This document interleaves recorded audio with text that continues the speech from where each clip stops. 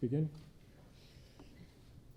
The first item on the agenda is a consent agenda, I just want which is the meeting of December 12th minutes.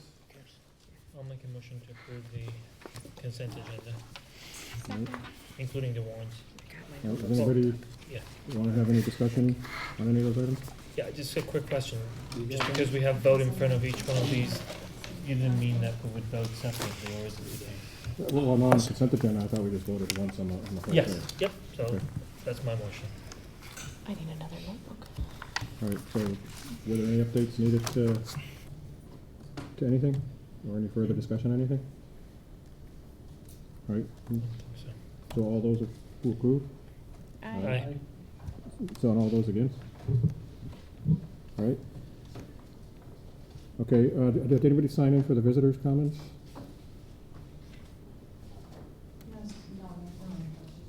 No? Nobody wants to talk tonight? All right, I will when I need to. okay. Okay, no student rep? Is that He's one at of the them? basketball game. I just talked to his mother. Good for him. Do we have to go get him, or, No, no? He's all set? I want to be a kid. Okay, number 4 already. So under new business, I think, Bill? Well, that was fast. Yep. Okay. If you want to sit where the student is. Yeah, we have that's fine. another seat right over here. Extra copies. So I'm Bill Dew, I'm the director of the, executive director of the Collaborative for Educational Services in Northampton. And most of you know about the Collaborative. I think 3 of you have been on the board, and of course Superintendent Stanton knows as well. So I'm very pleased to be here with you. I come about once every 2 years, year and a half or so. And there's a lot new to report, but I don't want to spend much of your time. The main part of my business today is to talk to you about the new articles of agreement. But first, let me go through this folder, a few updates and overviews to give you for the Collaborative, and especially, Jennifer, you may not know a lot about the Collaborative. This may help you with that. So if I can just zip through what's in this folder and we can spend more time on it. The first page is basically our mission, vision, and key principles. And we include this first because we are a mission and vision-driven organization. We don't receive any money from the state legislature, from the state, anything like that. All of our money and expenses are from grants, contracts, and tuitions. We report to the school committees and the 36-member school districts. You guys own us. The state doesn't own us. Our job is really to help you implement good educational programs, train teachers, have good special education programs for kids. And so we are totally mission and vision driven in that way. We pride ourselves in the fact that we are not supported by the state, but rather by our member districts and good programs that we do. The second thing in your folder, I'm going to whip through this for your benefit, is our 5-year strategic plan, which is coming to an end. And I include this because I just want to point out the fact that the number one goal we have is to meet member district needs. We have 36 school districts. They're mainly small, rural. They individually can't do a lot of the kinds of things they could do collectively. So a lot of our job is to help collaborating across districts in order to get some things done, new PD, et cetera. We had a good example with Granby, Hatfield, and Hadley in terms of, what was the program, Cheryl? Working with kids in poverty? No. I don't No. I'll come back to it. Okay. Anyway, we put together 3 different school districts to work on a program the last couple of years in PD. You guys did together. Oh my gosh. I know. I'm so on the spot right now. I'm sorry, I have it in my folder. I'll get to it in a minute. Okay. The second of our goals is good programs for children, youth, and families. These are our direct service programs. We have special education programs, after-school programs, one of which you have here. Early childhood programs. We have the Spiffy Coalition that does a lot of work with community outreach and wraparound services, and those are direct services for children, youth, and families. The third goal is increasing the professionalism and supporting teachers and educators in their growth, creating excellent educators, and the fourth goal is around innovation. So we try to help our districts with innovative practices and innovative ways to do things. The third part is our services overview, which gives you just a very quick snapshot of all the different things that we do, and we do a lot of different things, both in the counties of Franklin and Hampshire, and also in Berkshire, Hamden, some of Worcester, and some things we do across the state. you have contracts with the State Board of Education to do a number of different projects, like working with all of the educator team leaders for special education. So this gives an overview of the different things that we do, and I think probably the most important, or the thing that's easiest to wrap your head around, is the next colorful piece. Am I going too fast? Okay, this piece. So this is our services chart, and basically here are 36-member school district, Franklin County on one side, Hampshire County on the first side, and you can see where you are in here. And so we have all of our different services in the far left column, starting in special education, then checks or X's where we have the services with your district or in your district. Granby has got one student in our Tech Academy right now. We do some different special education services with you folks. Preschool, Pardon? preschool. And preschool, yep. That's the training we're collaborating with. That's right, that's Yes. right, I'm sorry. Preschool training, thank you very much. Yes, you're welcome. Yes. And then previously, you guys had worked with supporting students with anxiety in the classroom within districts as well. Yes. So two different things Yep. like that, yep. We do a lot of professional development, and your teachers have participated in a lot of those kinds of things. We had 2 teachers, I think a summer ago, who took part for free in our American History series on Vietnam. We had a lot of teachers involved with ELL trainings of different kinds. You're part of our Title III consortium, so you're able to supply those trainings free to your teachers. You did some work in terms of working with kids in poverty, working with kids in trauma. And we did a range of kinds of things with you, both at Northampton as open enrollment, but also in the district itself. Really pleased with the amount of time your educators spend with us, and we're able to provide services to them. We help provide a couple of different cooperative programs. One is the Title III consortium that I mentioned. The other thing is teaching American history. We do have a cooperative purchasing program at the very bottom here that you guys are not currently involved in. You were previously, and you were part of the Hampshire Council of Governments cooperative purchasing. And as you know, they went belly up. That's an unfair way to say it, but that's what they did. And we basically took over their cooperative purchasing in the areas of school. So I don't know if you guys are interested in looking at that, but some of the contracts they had we're now doing, and we're open for districts to rejoin that as well. So you're probably aware of that, I would assume. We also do a lot with special education here, and we do a lot with early childhood education. So you guys have some play groups, a family center, a lot of different early childhood things here that you may not know are actually collaborative run programs. And we get money, we apply for money from the state, we get the funding, and then we're able to support your family programs, your education for parents, students, and so on. And then we also have the Spiffy Coalition. So one example is, I'm pretty sure you guys are part of this, every 2 years the coalition does a prevention needs assessment survey. I don't know if have you had the results and presented them yet? You did. We haven't presented them Okay. yet. We've Yep. just received them, and then we're Great. developing them. So this is a survey that's done every 2 years for all of the schools in Hampshire County, and it's a pretty elaborate survey, but it basically looks at 2 different things. What are kids' risk factors? So they know kids who smoke dope, for example, et cetera. And then their preventative factors. Do they have a close friend at school? Is there a teacher they can turn to and talk to? The things that prevent that behavior. Really rich data, and we've been doing it now, I think, for 16 years. So there's good data over time. And a lot of districts are able to use that for grant writing, but more importantly, for looking at your own schools and your own progress. There's not much difference between the schools in Hampshire County, it turns out. And we also see certain things emerging. So 4 years ago, there were big trends. This last time, the big trend was in, what do you think? Vaping and bullying, especially of trans kids and girls more than boys. I mean, those are 2 trends that kind of emerged from the previous study. There are other ones as well, but those kind of stood out. So that's rich data that the superintendent has, and we'll come and share with you when that's appropriate. And then, of course, you have the after-school program here, which we're very proud of, and I understand is going very well. So those are just the top of the trees, things that we do with you guys. You have questions about the collaborative or the things we do? Okay, Bill, I have something. please.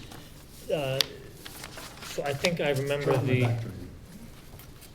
I remember this strategic plan that we're looking at. I Yep. think I was. You were part of it, That may have been Yep, my yep. last year on the board. And there are great things in here, obviously.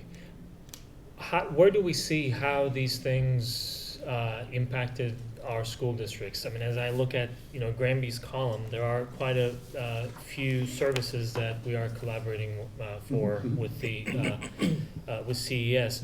How do we see, or where do we see, there may be something already existing, how the strategic plan affected Right. our school district or overall Right.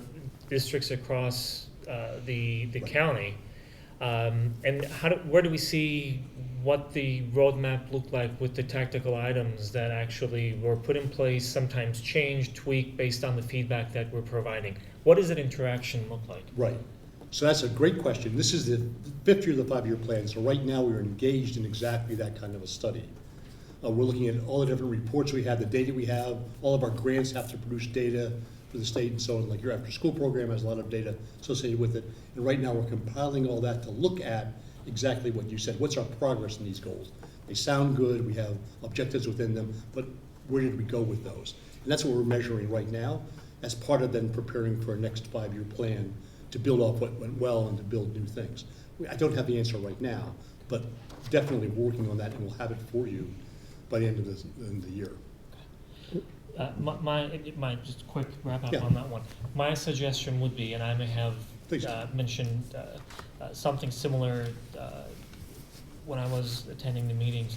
I think having that type of analysis with the measurements, where we're going, what the impact is on an annual basis would be a lot more impactful, helpful for our purposes, because then we can see what we need to do as far as that relationship is concerned. Right. Really waiting for, I don't know, strategic plans are 3 to 5 years, let's say. Right. Waiting for the entire duration of the strategic plan Right. seems to me that it's Absolutely. a pretty long horizon, which may or may not help because things change. I mean, Right. since we started this, even this district changed dramatically. Absolutely. So Absolutely. it would be helpful to have more frequent input from Yeah. where And we I are. agree in with the you, we strategic need to do a better job and also get deeper in the school level. At the collaborative level, every year we produce a pretty substantial report. It's like an 80-page report that's required by the state. And we have to list every program that we have, who participated, what districts were part of it. We have to prove it's cost effective. We have to compare the cost of our program against similar programs and prove that we were less expensive or higher quality. All that's a requirement. So there is that, but it doesn't get down to the point of saying, okay, in Granby, here's the kind of impact that we saw. And that's something we have to work on. I know you did bring it up before, and it's a bit of a heavy lift, but it's Yeah, something it we is. should do for our districts. And I'm assuming it's a collaboration, right? You can't really find all that information all by yourself. Yeah, Just, yeah. we need to really Yeah. provide you with some numbers or Yeah. some observation, impact Yes. resulting from these. But it absolutely. would be very helpful. Thank you. The only thing that I wanted to ask about, and I know I asked when I was on the board, I think we've had some discussions on this in the past, and it's probably a little bit of the same thing what Emery was asking.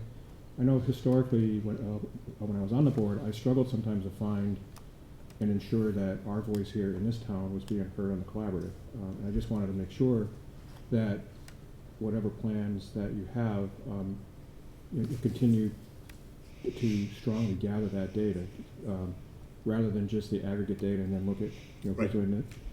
Not all of that might not apply to Granby, but I want to make sure that, our needs do get heard within the collaborative, and maybe addressed that way. And I know,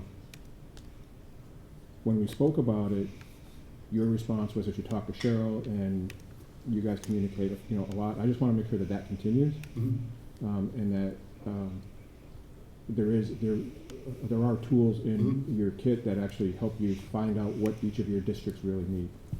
Yeah, we need to build that kit, because that's our first goal, is to meet your needs. We have to find out what they are, yeah. Yeah, and I know you also started putting, and I haven't talked to Jen too much about it recently.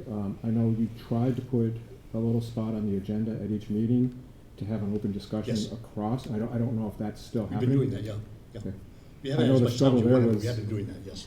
Yeah, okay, I know the struggle there was the meetings were so long. Yes. By the time you Yeah. get to that, everybody's just like, oh, no, we're good, I'm out of here. Well, you want to add something?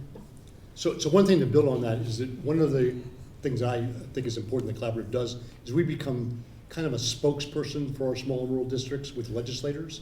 So you had several events where legislators came together at the collaborative, superintendent, business manager, so on came to that. And then I think some of you guys came to it as well, able to share with them some of the issues last year for the legislature. And our legislators in this area became strong advocates for us in Boston. And a couple of things that happened with the Student Opportunity Act were things that we actually pushed and influenced. And I'm really pleased with that because we collectively were able to have a voice we couldn't individually. That both speaks to the importance of having the data. And we have to have that data to really show the impact, and also like the importance of having this kind of open conversation where we identify those needs. So we're meeting in 2 Wednesdays, and one part of the agenda is we want to get from the members their sense of what these legislative priorities are for our districts, because we're sitting down with legislators a couple days after that with the Human Service Forum. We want to be able to have a list of things that are important to districts. And I asked superintendents to supply that as well. So that's something that's important as well. It can be a voice for small and rural districts. And we're the only collaborative in the state that has mainly small and rural districts. And you are considered a small and rural district, in case you wonder, by some definitions. Yeah, Any I other do questions? want to say that I'm really happy with the amount of X's that we Pardon? have. So I'm really happy with the number of X's I see for Yeah. our town, so it means Yeah, that. yeah, we're very, very pleased as well, absolutely. Okay. So if I may change subject, did you all have in your packets the articles of agreement for the collaborative? Change ones? We had it in our folder, right? This is within the agenda? Is that the same I don't same know. thing? I Okay. think I put it out in the, Because we have something in our folder, but I don't know if it's the same. one. yeah. Yeah, you just pass that around and can go through it. So basically, this is something that we're asking for a vote for. And these are the revised articles of agreement for the collaborative. So in, when was it, 2014, these were first put together and passed by all of our member districts and signed. This was part of legislation that arose right before that really put some parameters and some requirements on collaboratives that hadn't been there before. And they're really important that they did that. We already were doing these things, other collaboratives weren't. There was a collaborative that went astray, those kinds of things happened. So this agreement was developed. This is now a revised one to make 3 different changes, which are all to our advantage. The first one is that 2 districts asked to join the collaborative that weren't part of the original agreement, and that's Gateway and Worthington. And so in order to join the collaborative, there's a whole process ending with where we are right now, where 2/3 of the member school districts have to approve their becoming members of the collaborative. So part of the language in here basically has to do with Gateway Regional and Worthington joining the collaborative. The second change on the first page is this can be approved by 2/3 majority. It used to be everybody, and the state basically said 2/3 instead, which is lucky for us with 36 member districts. The next change that you are looking at and voting for is on page 4. All this is highlighted. Again, this is to our advantage. The original document, original legislation said the commissioner would appoint a member from DESI to every collaborative board, a voting member.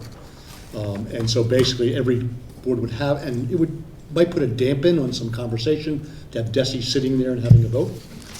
Plus, DESI discovered they couldn't man 36 of 18 different collaboratives across the Commonwealth. So instead, we have a liaison. Doesn't come to our meetings. That's the second change. The next change is on page 9, and it's the same change that happens twice. Previously, we had a 20% surcharge to non-member districts. So we have our fees we charge basically, and if you're a non-member district, you were paying 20% more than districts. That enabled non-districts to support our districts and keep the funding down. We have a lot of non-member districts who come to our things, so it really helps support us. And DESI said we could raise it to 25%. So again, that's 5% more to support our support of you. So again, that's to our advantage. And the very last part of it is basically saying we're putting an amendment on this agreement. That's on page 14. So the request is for a vote for the school committee to approve the amended agreement as presented. Are you looking for a vote on that tonight? Pardon me? Are you looking for a vote on that tonight? A vote on If you this? would, is that okay? Is that okay, Mr. Chairman? Is that Fine with me, if the rest of the committee's ready to. Yes. We saw, I mean, yeah, This is gonna, yeah. All right, Well, actually, let's first make the motion, and I'll ask a question. do I hear a motion? to accept? So moved. Is there a second? I'll second it. All right, any questions? Yeah, my question is related to the change that you have on page 14. Yep. So it says that this agreement will take effect on July 1st, 2020, following all required votes. What if we do not have 2/3 of the votes? It just basically makes it moot? Basic move, yeah. Okay, We at this point are like super close to 2/3 of the vote, yeah. okay. Yep. Any other things to discuss? All right, so all those in favor? Aye. So all those opposed? This meeting, do you want me to sign it? Yes, please. Yellow dot.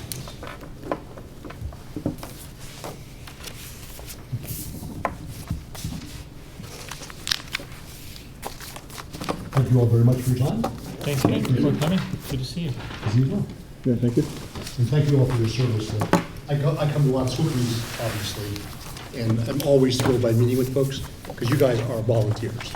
And you're doing this, and ups and downs, and contention, and agreement, and all kinds of things occur, and you stick in there for the kids as volunteers. And it's really, always impresses me to see, it's really American democracy in action. So I commend you on your work on behalf of the kids of Granby. Thank you very much. Thank you.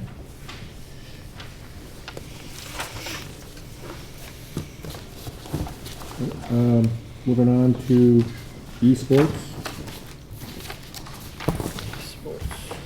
So I wanted to bring our esports coach, kind of with him. Trent. This is Shane. Shane was hired this year to take on our new esports position at the junior senior high school. So instead of just referring to our coach and Shane, now you can actually meet Shane and what we wanted to do, because you always ask, you know, will you be following up with us? So I said, yes, we want to follow up with you and give you, and Shane's gonna totally do this for you, kind of like the inside and what we've experienced, right, for the past season. Yeah. So he understands it a lot more than I do, so I'm gonna step out of this frame and he's gonna take it from here. No pressure. So we had our first season for the fall. There's two every year, one in the fall and one in the spring. And for our first split, they call it like splits, so it's like a season. Our first season we fielded 2 teams, one for League of Legends and one for Rocket League. And I'm happy to say that we made the playoffs for League of Legends. We got knocked out in the first round, but it's okay. It was a lot of students' first time even playing the game. You know, they had never even played before. So I was very happy with the interest that we saw. For the second season, it looks like we're gonna have almost double the participants that we had in the first one. So we had 9 the first season, had a few more. Biggest issue that we saw was specifically related to internet issues, like firewall stuff. It means that's good because like everything's secure, but we had to open up a couple of things for the games to be allowed to run properly, but it just took a little bit of time. They couldn't really track down the issue, but everything was okay once the season started. We were on track. I know a lot of other schools had issues persisting even halfway through the season. They were still not able to even access like the games and stuff that they had teams for. Couple more things, need more equipment, because right now we're running with 6 computers, but I mean, the biggest thing is, yeah, just that, like, we're gonna just need more, because we have a lot more interest. And I also work at East Meadow during the day as a paraprofessional, and I know that the incoming 7th grade class there's been a lot of interest there as well. So I know that even next year is going to grow again, you know. So it might be something to keep an eye on. We were thinking about a couple more things you could do to raise more interest, like maybe hosting mini tournaments or doing some kind of fundraising, announcements on social media, stuff like that. And I have to talk to the guy actually recording this right now, Alex, about doing some kind of like awareness video or like advertising kind of thing as well.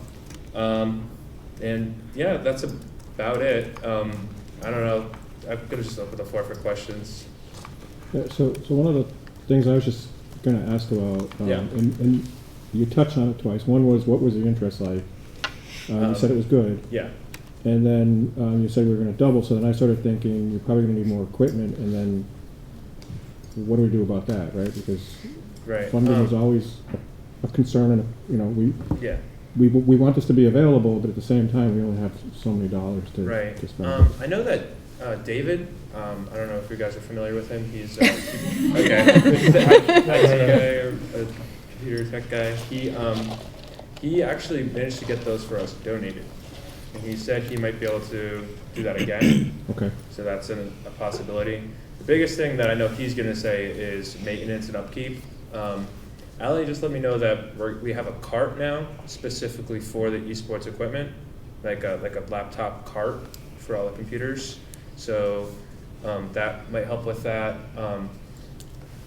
Yeah, like it's mostly going to be like getting the equipment. Like I said, David said that he can get it. It's going to be more like just maintenance stuff on the maintenance side of things, like Okay. upkeep. Okay, and then, because my thought is, to your point, this is probably just gonna continue, like, there's gonna be more and more interest Yeah. over time. So we might wanna figure out, when we get to a certain amount of equipment, that's all we can do, then we Okay. start figuring out Right. who can participate, right? Right. Just kinda like a football team or. you know, Right, like a exactly. So, that's kind of what's already, I'm trying to work that in. Okay. Because the biggest thing is I don't wanna have to like, you know, be like, cut, you know what I mean? Like to somebody that is really interested and wants to participate in a way. So we're trying to figure out like other ways to incorporate maybe somebody that they might not be as good at that game or whatever, you know, maybe try a different game or try to incorporate them and help with running a tournament, stuff like that. Maybe not as much specifically game related, as much of more gaming related. Yeah, 'cause my thought is there might be somebody who might not be ready this year, but it's not somebody you wanna lose completely for the. Exactly, exactly. So I want to keep them in the program no matter what. That's kind of like my big thing. Are they allowed to bring in their own? So that is an issue that I had asked David about. The biggest thing that he was concerned about was security. So that would be the only issue, I think. I have myself, I have my own equipment at home that I would love to bring in, but you know, that's the biggest issue. I'm not sure if there's a way to work around that. That might be something that could be figured out. And is there a fee? There is. So originally there was going to be $150 for the season, but we found out that it was split into two, so we split it 75 and 75 instead. So if you want to play both, it's $150 for the entry fee, or if you just want to play one, it's $75.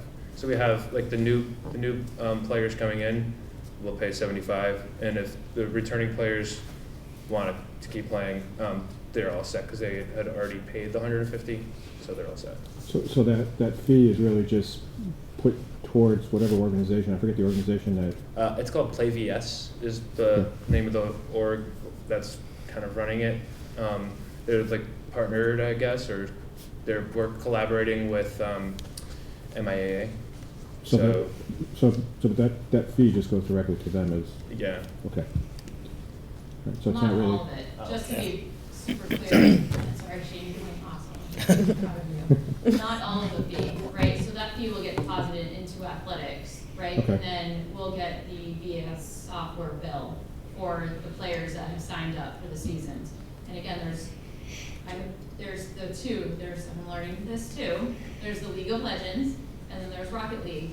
Next season, I believe we're taking on Smite as well, correct? Well, we have Smite open. It's just we don't have a lot of interest for that game yet. So they get, how many, 5 or 6 per team? It's 5 for League of Legends and 3 for Rocket League, and it would be 5 for Smite as well. And then you can have subs. Right. So it's so over my head. You just have to be in the room to try to even start to understand it. But he understands it. Oh, And yeah, I so- don't begin to pretend I know what I'm talking about. Yeah, no, see, that's another thing that she brought up that I forgot to mention was subs. Like, that's another thing that we have. Like for Rocket League, we had 4, but there's only 3 on the team that could play at one time. So we would like swap players in and out. It's always good to have subs in case somebody's sick as well, or they have tutoring or they can't make it or something, whatever. So how many days a week? Right now, it's split. I have League of Legends the first half of the week, Mondays and Tuesdays, and then I'll do Rocket League Wednesdays and Thursdays. Because we don't have enough equipment for both to be there at the same time, so I split it. Because the League of Legends matches are on Tuesdays, the Rocket League matches are on Thursdays. So that's kind of how I split it usually. Usually lasts from about 2:30 to 4:30, 5-ish. In the games, when it is a game day, all the matches start at 3:30. We play in the computer lab, if you guys ever want to watch. Something else I wanted to do was like have almost like a highlight reel kind of thing. And that we could have like the top plays or something. We could do some really funny stuff with or like interesting ways to incorporate different things that we do into awareness and trying to get like that cooperative experience for all of our students. So with the user fee and paying your stipend and so on, is there money made that could be used to purchase some additional equipment? Are you making enough to? I don't know that. I know, I wouldn't expect you Yeah. to. I mean, this was kind of like a pilot year, right? So it's Yeah. obviously awesome to hear now that we have twice the amount of participants for next season.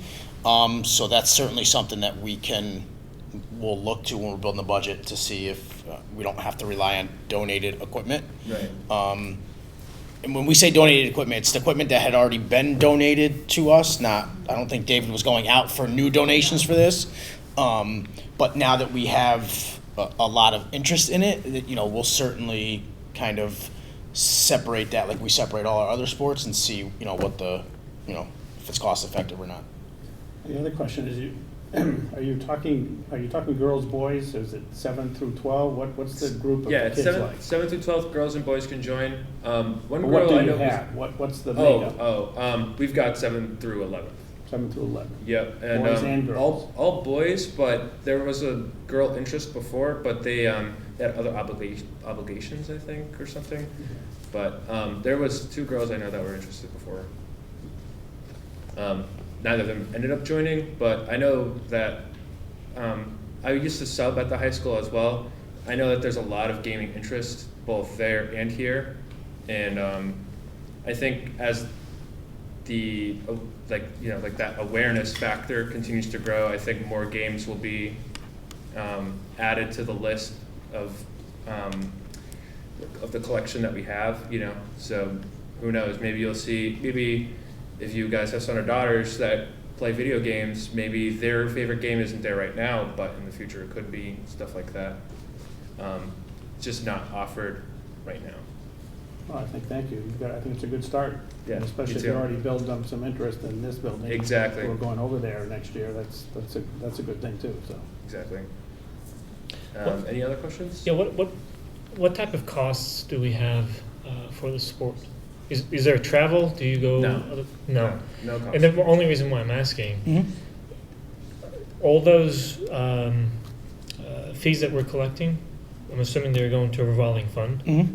that is specific for this sport, correct? Well, it goes into the athletic revolving fund, so essentially it goes into all of athletics.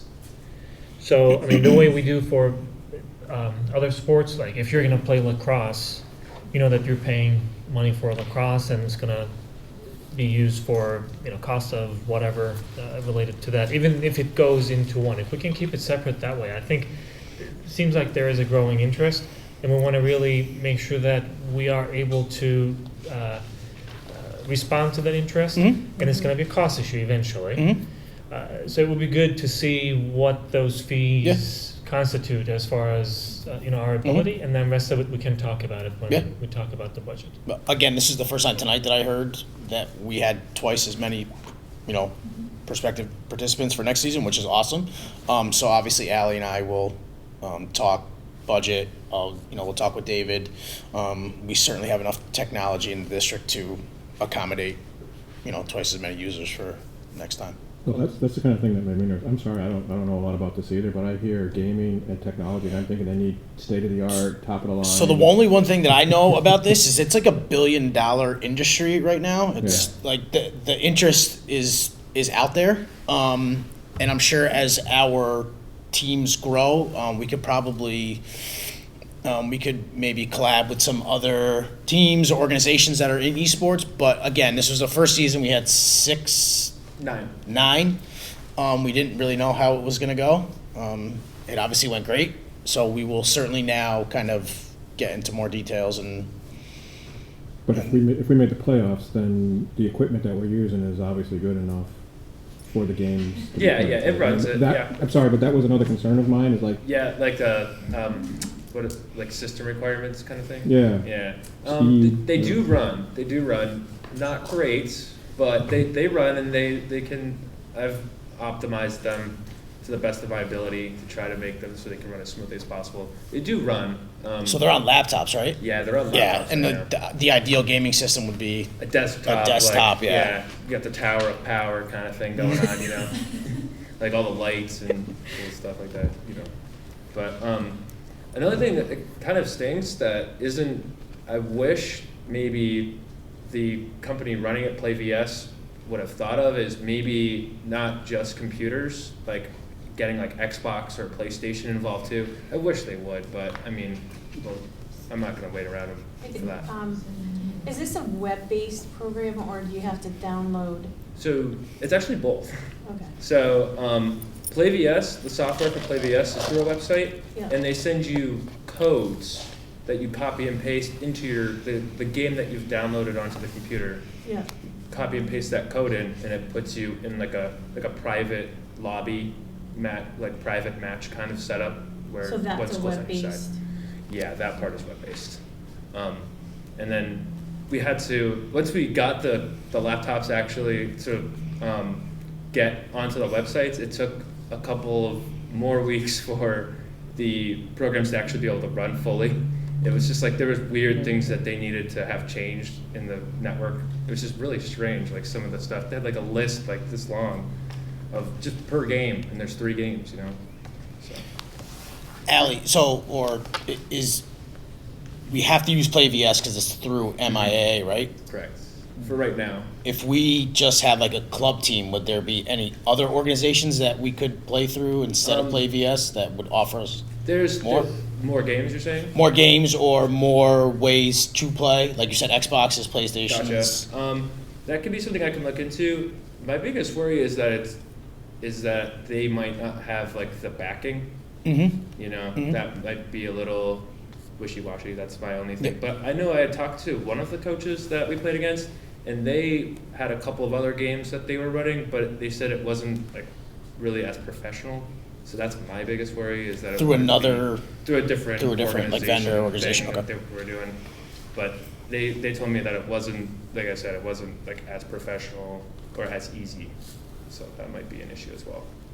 Just one back, I don't remember when we first talked about this, but are you being compensated like a sport coach off the stipend of coaches? Yes. Especially if you're doing it 4 days a week? Yeah. Almost for more than a regular sports season. Yeah. Are you doing this from like January through the end of the year? No, it's February through May, sure, for the second season. And the first season is which is typically longer than a typical coach season. That is true. I mean, they I did just, split my. obviously you enjoy what you're doing, and it's doing for the kids, that's great. Yeah, exactly. And We they. didn't start our first season until It was like October? end of October maybe. Right. So I mean, it's not. I mean, we're looking at, I think it was like 8 to 10 weeks, 8 weeks? I think it's 8 for. There's 2 in the beginning for preseason, then 8, and then if you make playoffs, 12ish, somewhere around there. What's a standard season? Like, not a Yeah. standard, I don't mean it like that, but like what's a more traditional sports For, like, season? 8 weeks. Fall. Yeah. Around mid-August or late August till, depending on what Right. team you're October. talking about. Right. 2 months, They 8 weeks, 9 conclude weeks. Around Halloween. Mm-hmm. winter's obviously the long sport that's dragged out, basketball. Oh, yeah. You have two Summer's breaks on to too. deal with. Yeah. Yeah, I would say they fit in, you Okay. know, and coaches are compensated on a sliding scale typically, so after the second year it increases the stipend amount, so that's contractual. Well, again, thank you for doing that for the kids. You know when they're bringing back Tetris and Centipede? It's probably very I've interesting. been waiting to ask that because I could see the look on your face for the last 5 minutes to get that in there. I'm not, I have no idea. Yeah, you were You know, wanting Mike just played, to. I have no idea. Yeah, definitely. Or like Fortnite, that's the big one right now, right? Yeah. All the kids are playing Fortnite. They're all Yeah. obsessed with it. I don't know. I don't get the craze for that game, honestly. That's just, but, is there any other questions or concerns? Thank you. We Thank just you. wanted Thank to you. point out too that we did, like, other sports teams, they get uniforms, and, Oh, we yeah. did cover, so part of their user fee, included that sweatshirt, so. Yes. It's I like should've hard by worn it. uniform for gamers. I just, we So got we like got them hoodies. sweatshirts and they are absolutely in love with them, like Yeah. everybody's asking, well, where did you get them? Because we were considering as part of a fundraiser to put that out there in some type of spirit wear, because they're pretty popular. And there's only, what, 9 in the building? Yeah, it's true. So, Oh, yeah. It's like a limited edition. First run. Yeah, exactly. All right, well, thank you All for right. your time. Thank you, Shane. Thank you. Yeah. Nice to meet you. Nice to meet you guys. nice job. All right, the book club and beyond. I think it's- Club and beyond. So I'm here, I'll come up closer. I'm here to present on behalf of Heather Lai, our new librarian here at the high school. We had a stipend amount that was not fulfilled this year, and when speaking with Heather, she has seen an interest in book club at the school. So I sat with Heather and we proposed the idea of bringing a book club for students in grades 7 through 12 to the high school to be offered on Wednesdays. And we have been announcing it for the past week to try to gauge that interest and see, you know, who would be up for it. The beyond part is interesting because Heather's past experience, she has a lot of experience with, and I'm going to refer to this once it straightens out on here, the makerspace, hours of code, puzzles, like crafting. So she kind of wants to take it to another level. That's where the beyond part came from. So we would provide the books for the students. They would obviously have the whatever time she set for them to read the book, and then have everyone join on Wednesdays when we don't have scheduled hours of power after school to talk about it and, you know, swap thoughts. I could think that's how she worded it. And I believe you have like a little blurb from her on the school committee presentation that might be in your folders.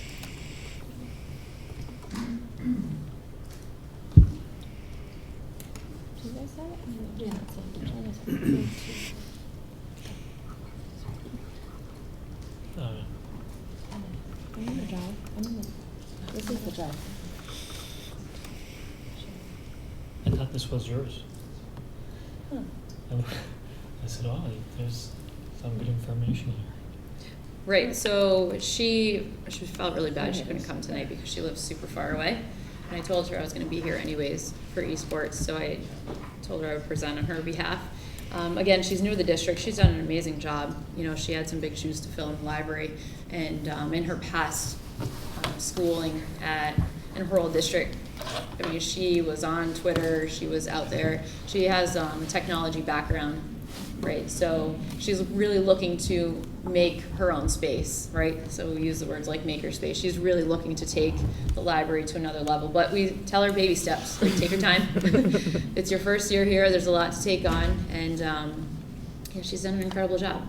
So I have not checked in with her. We just started reading the announcements this week. We've been a little busy this week, but I can definitely check back in about the interest.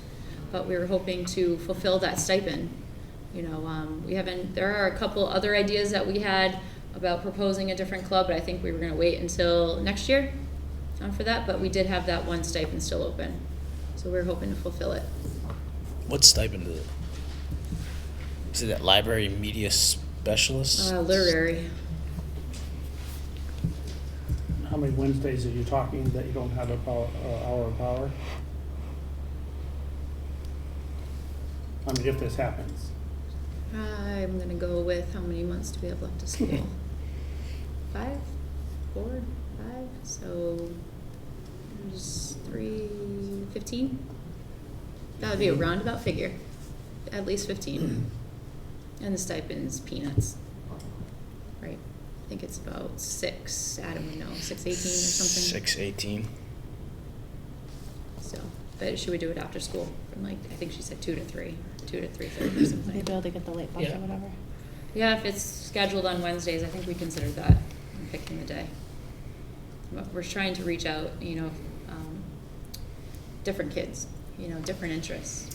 So, like I said, she's done a nice job in there, and especially working with GCAM, and we see a lot of room to grow with GCAM, especially with esports. Did you leave? Yeah. But, yeah, so we're looking for your vote, your support for it. So the book club part is good. Mm-hmm. I was intrigued by that Beyond part, honestly, and I don't know if you are going where I was going to suggest. We may want to consider a media club, and if the Beyond can cover at least early on the media part, we can probably get some assistance, or we can find some assistance at the very least to generate that interest, because there's a lot of stuff that we can do with that, first of all, internally. And also, I think it's a good set of skills. It includes a lot of technology skills, it includes a lot of communication skills. So it could be a good addition to that Beyond side of this club. Yeah, she works closely with, before Alex, right, with Tricia, an AV productions class that we offer. And you see the kids rolling cameras around the school. It's really kind of cool, and they do the superintendent TV, so they do a lot. They're pretty busy in there. So, and again, she's brought that and has really made it grow over the past 4 or 5 months over this semester. So, yes, I think her feet are wet with the media productions class that she has been running in the library. All right. I'll make a motion to approve the book club and beyond, or book and beyond club. What do you? Did I forget the club part in there? There's a Books club, and beyond. Book club and beyond. Okay, Book I'll club make a and motion to beyond. approve the book club and beyond. I'll second. Okay, I just have one question, and I didn't, and maybe I missed it because I was having a computer issue at the same time you were speaking. Is there going to be a fee for the kids, or is this going to be paid for strictly out of the stipend that you're trying to use up? Right, so pay out of the stipend, no, so her, Because I see your offer that you're going to, we cover the books. yeah. So We that's would gonna cover the come from books. something. I We would thought. find, yep, Okay. we would cover the cost of the books, and that cost is peanuts, probably. Okay. And I know that we can rent books too from the library, and based on our interests, like, she's really good about that. She goes, signs out during the day and goes and gets books and brings them back if we don't have it. If there's a book that a kid wants, she is on it, like, we get it. Yeah. So I think that piece, if we have it, we just need to order more. We may have enough copies, so pending numbers, we would have to look at that piece. Okay. But we would provide that, so there'd be no fee for, any of our clubs don't have fees attached to it. I just saw we're going to provide the books, and I thought somebody's going to have to, maybe pay for that somewhere at some point, so. Yeah, Electronic books will be okay. you can do that too, we talked about So if that's the that as case, well. I'm sure you guys already know it, but there are many different ways of getting free electronic books, because we're a school district and some libraries already offer it. I can give you some suggestions. That would be awesome, Yeah. and there's a lot of our, believe it or not, our kids like to plug in a lot, and they learn better by hearing it, right? Yeah. So you, I think having the option is good, because you do have, I call it the old school, like, have the actual book in hand, but a lot of our kids, they're used to it. A lot of their books are online and they're swiping, Yeah. so. All right, so all those in favor? Aye. And all those opposed? Okay, Thank you. Thank you, thank Ally. you. I'm going to struggle with this one, the piano donation. You got a piano now? Yes, piano donation. So, based on a recommendation from Mr. Sargent and Mr. Walls to Mr. Latoy, principal here, you have a photo of a piano that is, Mr.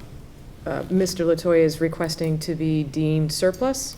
And our intent would be to reach out to the senior center first, any of our town offices to see if they would like it donated, and/or then after that, if we can donate that piano. It's not being used, it's just simply being stored at this point. Is this the same piano we used to use for the concerts? I don't believe so. I believe this is the piano that was in West Street. I believe so. It's the West. Yes, it's the West Street one. So it will probably require Okay. a lot of work before it could actually be used well anyway, right? Yeah, Like tuning and stuff. maybe two.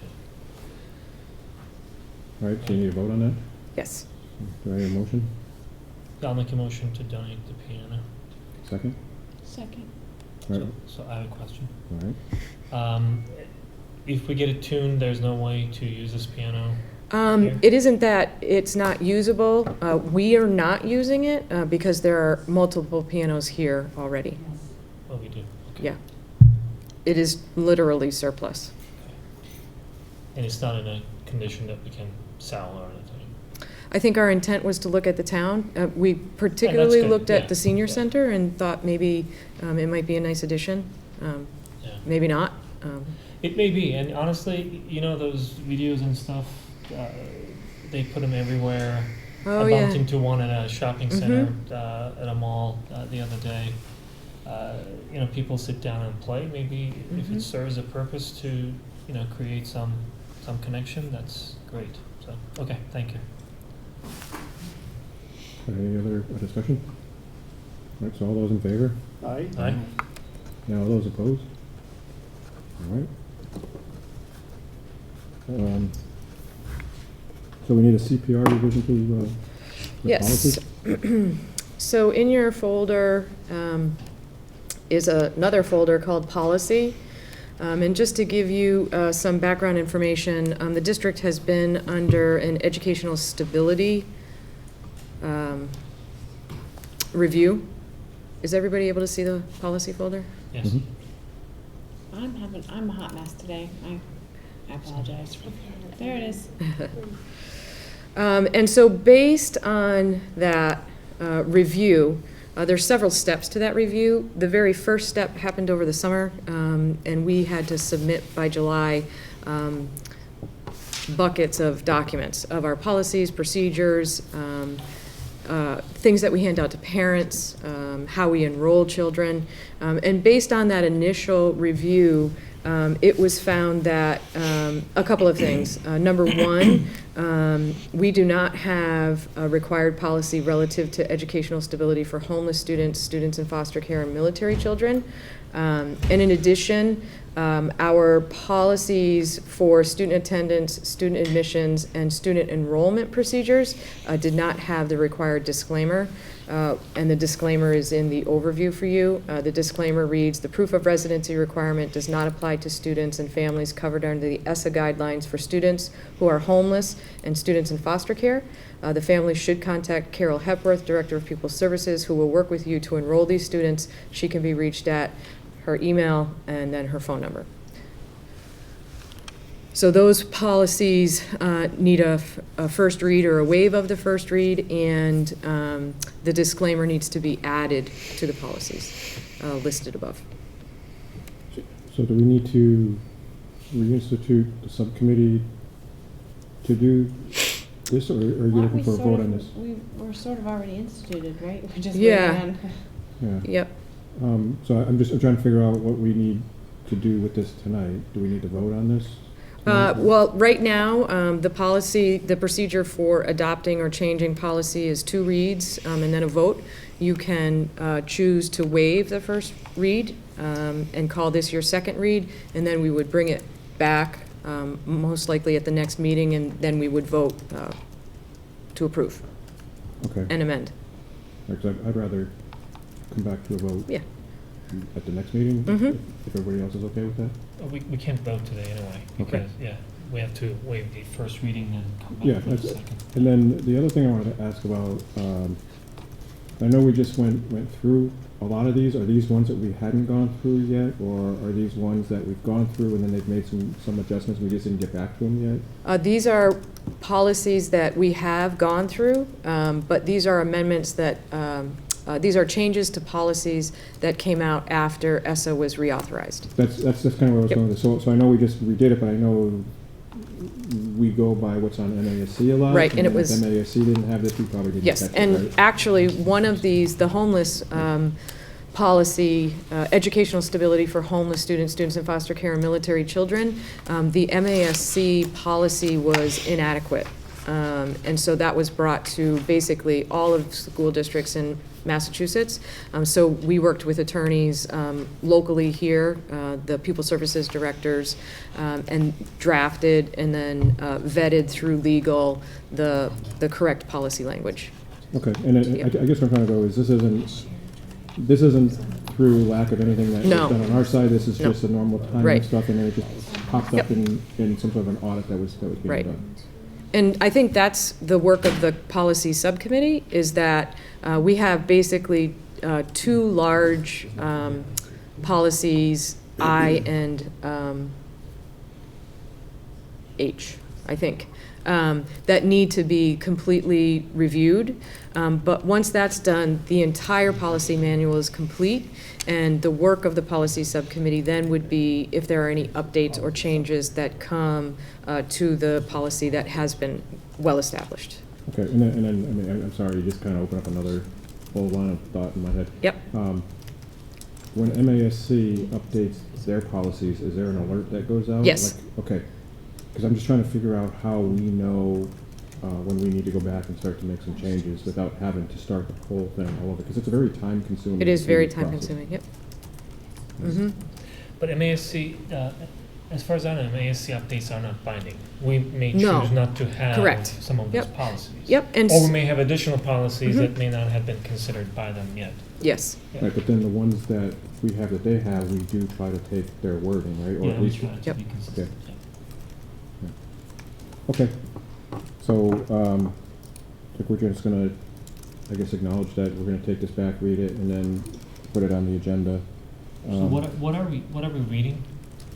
Uh, There are multiple, So in the policy folder, yeah, so you would be reading the title of the document, which has the disclaimer attached to student attendance, school admission, and student enrollment procedures, is titled, and I apologize, poly disclaimer for Carol, because she sent it to me and then I had to insert it into the policies.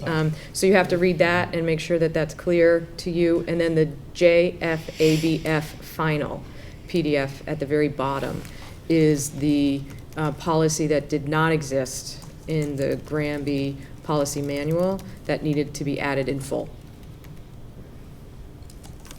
so all three, we need to review and approve, right?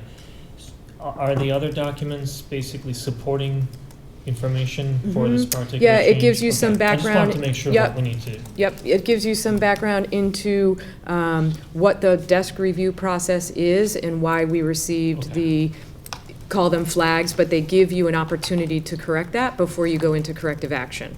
So we've had some time to go through the policies, make the revisions, bring them to you, have them voted, and then we submit that during the review.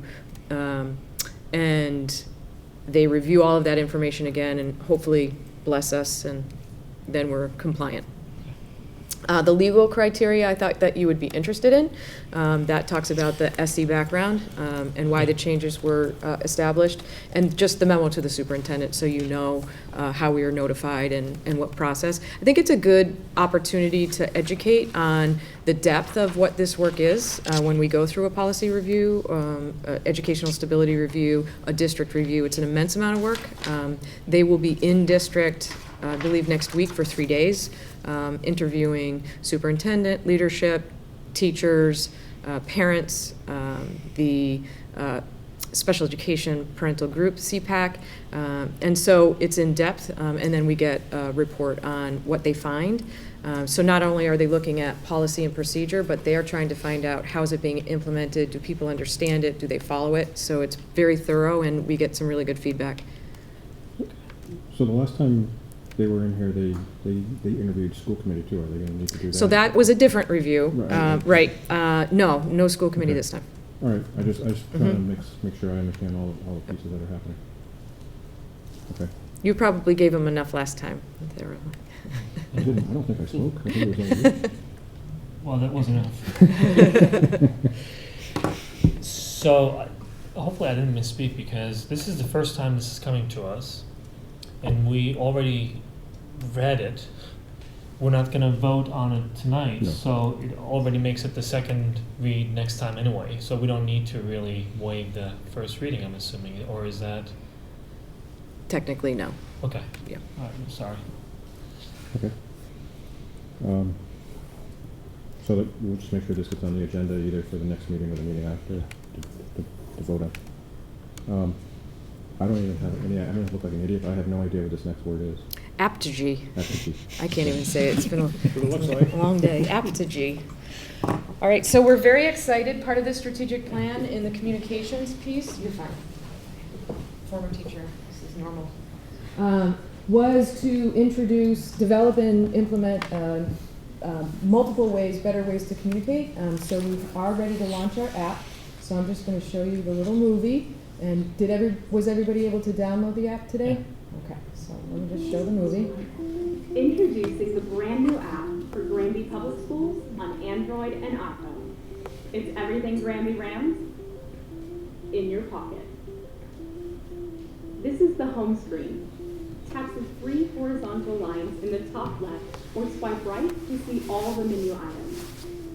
To turn on push notifications, tap Settings and select Turn on Notifications. The Events section shows a list of all events throughout the district. You can use this button to add an event to your calendar, or tap here to share the event with friends and family. Live feed is where you'll find updates from the administration about what's going on in the district right now, whether that's celebrating a student's success or reminding you about an upcoming deadline. Search Granby Rams in the App Store or Play Store to explore the app for yourself. It's everything Granby Rams in your pocket. All right. Cool. So is that stuff easy to update? Introducing the Yes, brand new app so for Granby one of the Public reasons that we chose this was because of the ease of use. And so I'm just going to back out for a second. But I just mean from like your perspective, especially like. Yep. Because a lot of things change somewhat quickly as far as like events and things like that.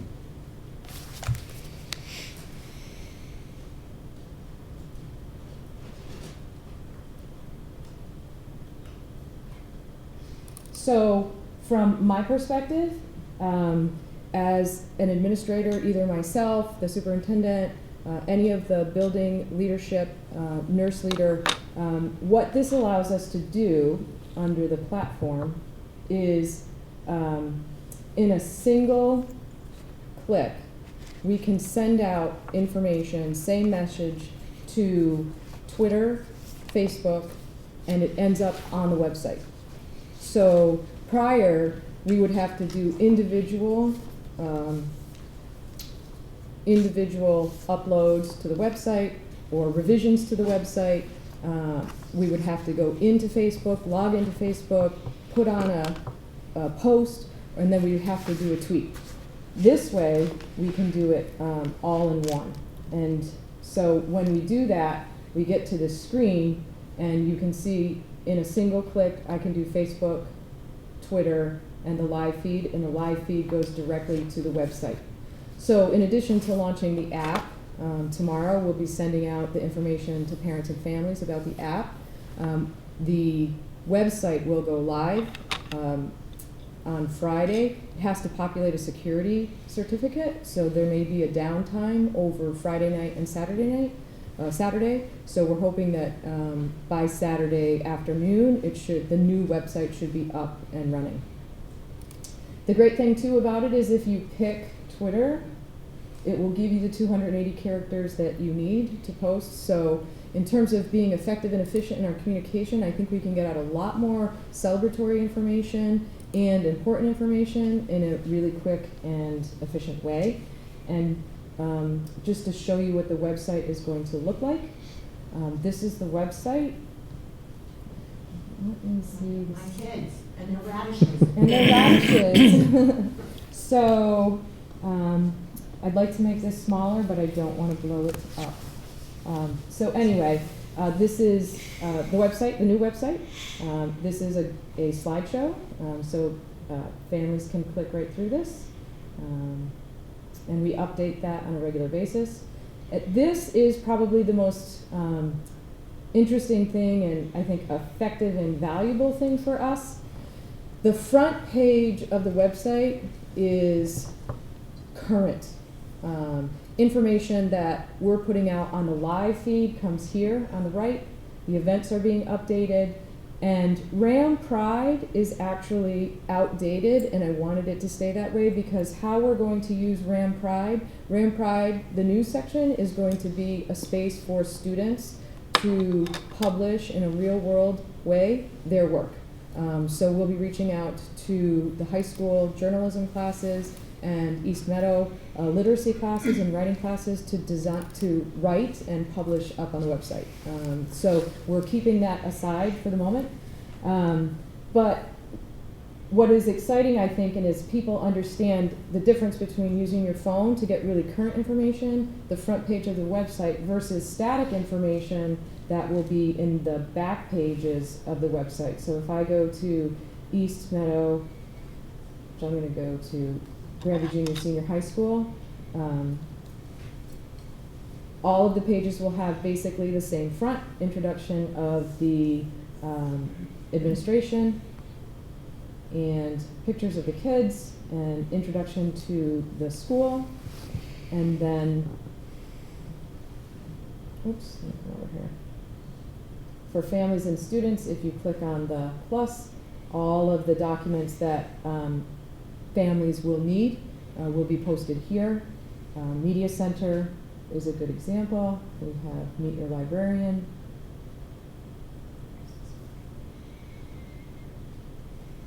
Who will be in charge of the content? Who updates it? So, it is just about 100% content migrated from the old site to the new site, plus the content's been gone through. Teams of us have been going through, so I've been meeting with all of the principals, all of the department leadership. I met with guidance today, just to make sure that all of their information is current. Once it is 100% complete, it shifts to Jacqueline. And Jacqueline will then be in charge of getting information from folks and updating the static pages of the website, which are the behind the scenes, the informational pieces. We anticipate doing that quarterly to make sure that those are current, but it isn't something that we need to be on every day looking at.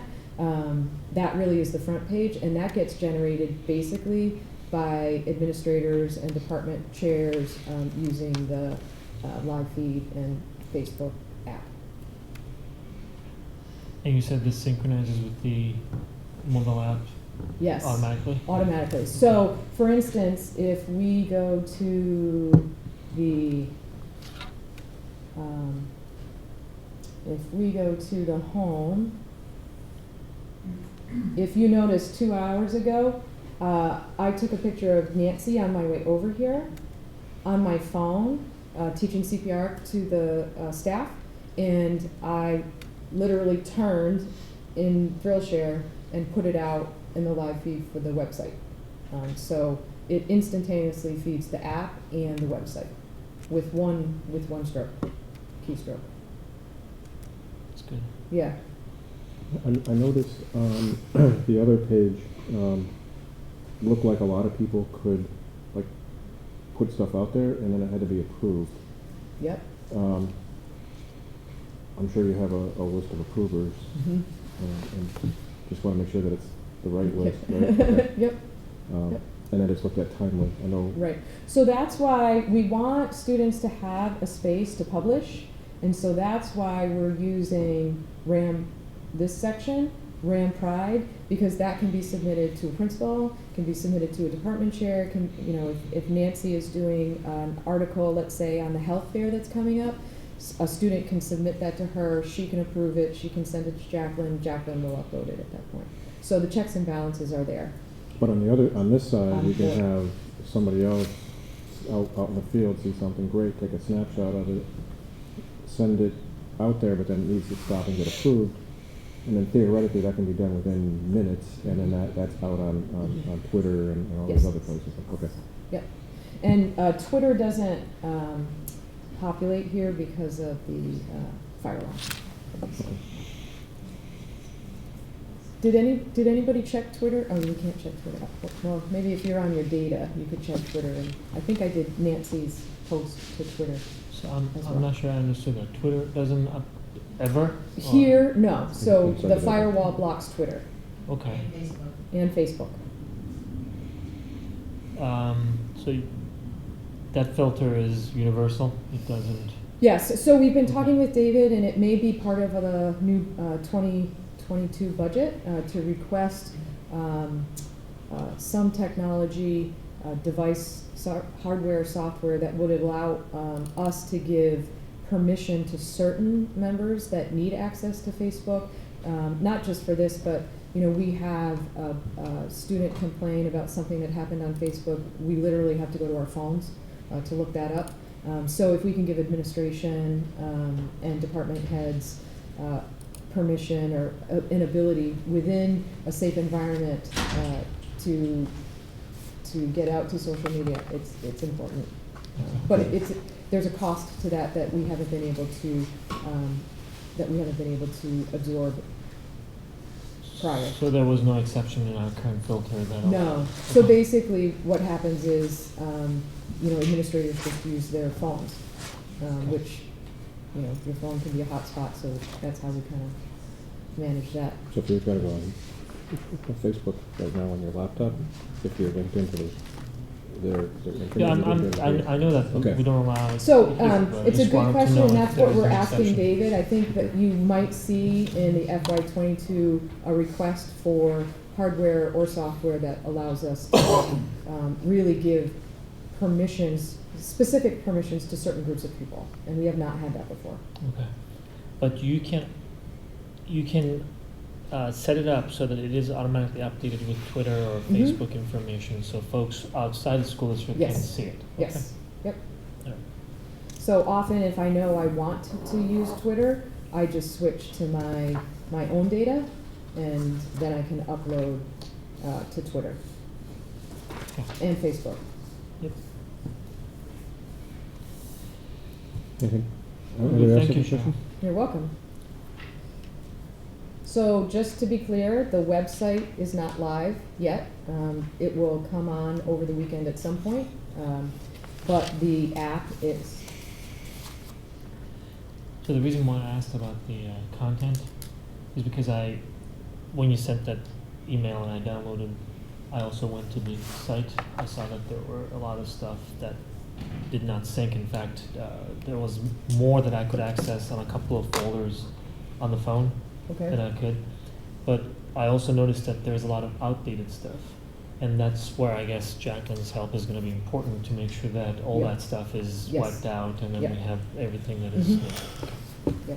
So we've been going through probably for the last 2 months all of the links and asking for updated vision and mission statements for each of the schools and the departments, making sure the links for emails are correct and those kinds of things.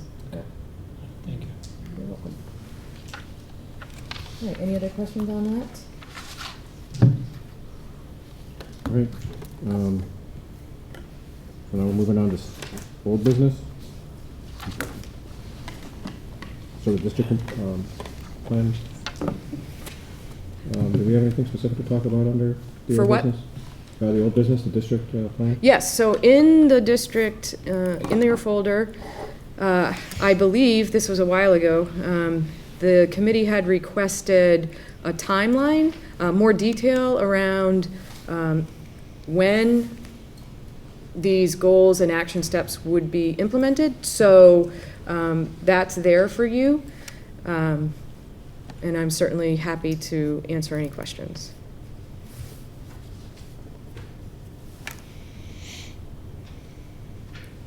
Can you, thank you for adding that. Mhm. Can you remind us if there was another column that said evidence or something? Yeah, so 'Cause I don't remember. I pulled this out because it was kind of,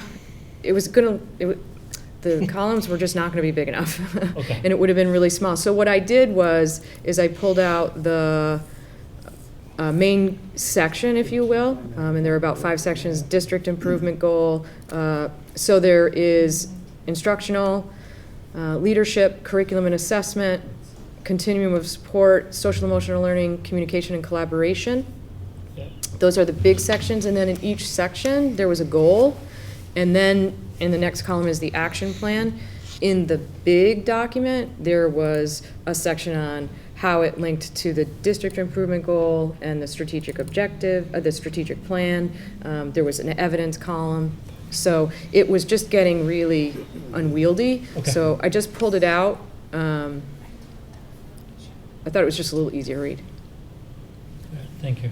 Mm-hmm. So if we were to, we would be able to lay this over, Mm-hmm. be able to, like. Yeah. Yeah. I'm assuming there's a version that already has that, right? Everything, The only thing it doesn't have is the timeline detail. So details what you added? what I added to the right. Okay. So I'm assuming we're gonna add that to the Yes. main, okay. Yeah. Okay. And was this something that we needed to vote on, or is this just more informational? Nope, just information. Although this will be what we'll be using to review a, formative assessment of the superintendent. How we're working towards these, I can provide evidence of the work that's been going on in the district. And it's also what the school improvement plans are based on, and the school councils continue to work on those, and they'll be ready shortly. Yeah, I may have some, I'm sure all of us may have some more questions on. Yeah, so this I put it later. in the folder for Yeah. today and thought that we could keep it as old business for the next meeting. Yeah, that would be good, especially in conjunction with the strategic plan, so that we can look at all that, and maybe we can revisit our conversation about measuring. I too. know, Yeah. yeah. All right. Yep. But this is good, thank you for doing that. When do we need to kind of look at our strategic plan? I know it's been, like, that was created before I joined the committee. Yep. So I think next year is when we probably need to bring another group together to plan for developing the plan all of next year, so that we have the next 3 to 5 year plan. Yeah, and one of the reasons I'm asking is because while there's still a lot, I mean, I like the way it was written. It was written very loose, where it was adaptable to a lot of things, but the district isn't anywhere near what it looked like Right. when that plan was developed, right? So Mm-hmm.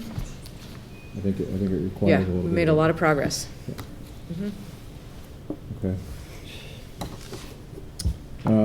Then the standard reports. Do you have, Yep. do you have a report, or do you want Adam to go I first? do.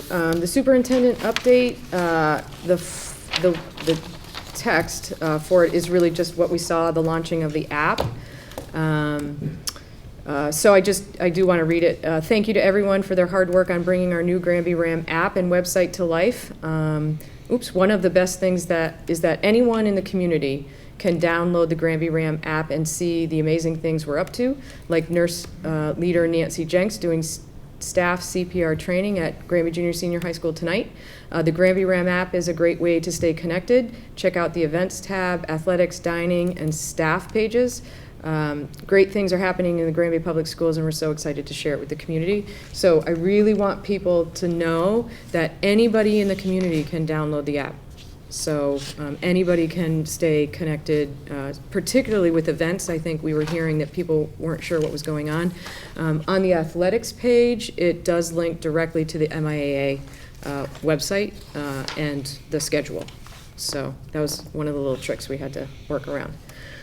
The other thing I just wanted to update the committee on is the work that's been going on with focus groups.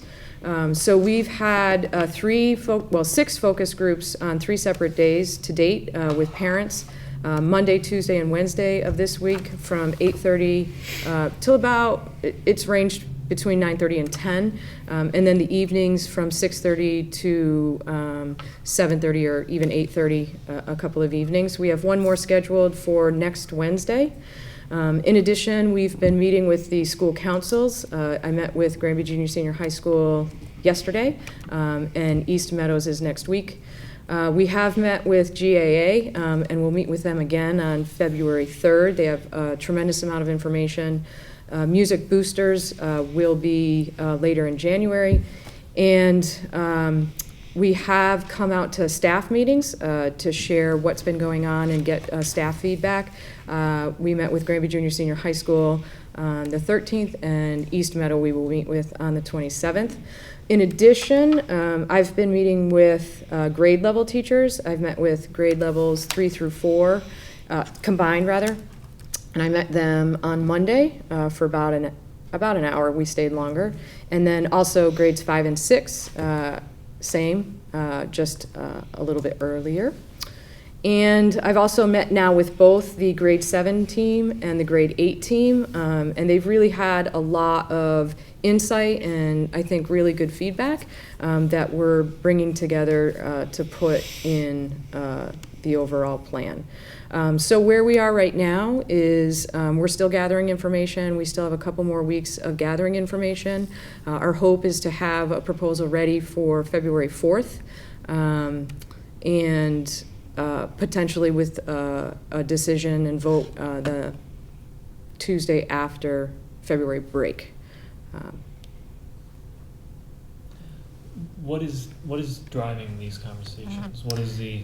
Yeah, so the parent focus group, we have questions around academic opportunities you would like to see in a grade 6 academy, social emotional learning, extracurricular, co-curricular opportunities you would like to see, things that you have seen here at East Meadow. What would you like to see if we were to move grade 6 to Granby Junior Senior High School? The focus groups for the teachers have been a little bit more freeform, just more open discussion. They're pretty talkative, so they don't really need a lot of guiding questions, so to speak. You know how many people we had at this? You know, so that was going to be part of the presentation. I was going to go back and count. Oh, you have a presentation? Not for February. Okay. I think what you put in the folder though was some, there was something in there that said focus groups. I wonder if that's just a feedback. Right. Yep, it's just a schedule, it's just Oh, what you just a just read. schedule? Yeah. So, it's good that we're reaching out again to the community, and you know that includes all different grades. But I'm not sure when we're going to have a conversation with the school committee. I mean, other than us being able to go and attend some of these meetings, will there be an opportunity for us to have this conversation, brainstorming, call it focus group or whatever it might be, where we can have you know, a broader conversation around this? But here's my concern. I don't have anything more than we had last time we met. Mm-hmm. And whatever I shared at that time stands, which is I don't know all the details. I don't have any additional information to be able to really make any decision. But I have questions. When are we planning on having that meeting? I mean, the very simple one being, you know, what is a 6th grade academy? Mm-hmm. What does it mean structurally, curriculum-wise? Right. So I would like to be able to find the opportunity to have that conversation before we get to another meeting where we say, here's another proposal for you, and we need some vote. Because Okay. the conversation, I think, will go circular then, and we're going to have the same thing. This is my view, but... So would it, again, I'm just going to put this out there.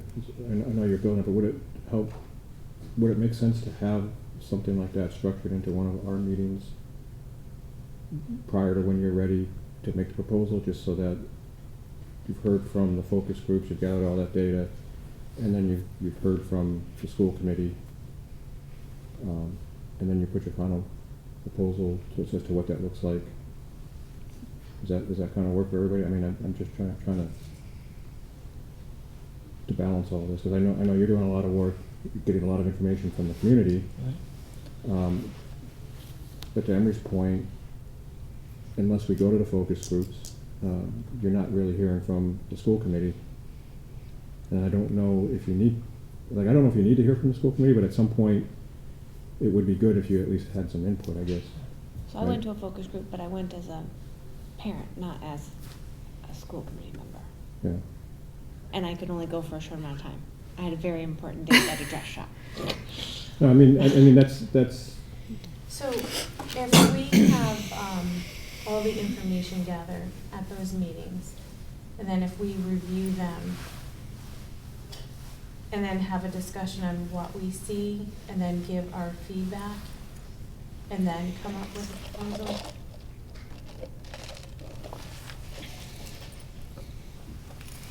I know that's stretching. Yeah, but he's, I think I hear what Emery's saying, that, so we've reached out to everybody except you. But it's tricky because you are a group, right? And we can post, I mean, I'm wondering if it isn't just worth having one-on-one conversations to have, like, some of the best focus groups were very small. They were 2-3 people. One actually was Singleton was one of my very best. It was very informal, and we could really get down to what some of the concerns were, and then that is what is impacting, those kinds of conversations are what is impacting our decisions as we're beginning to draft schedules and structures and where they might be in the school and how they might transition and things like that.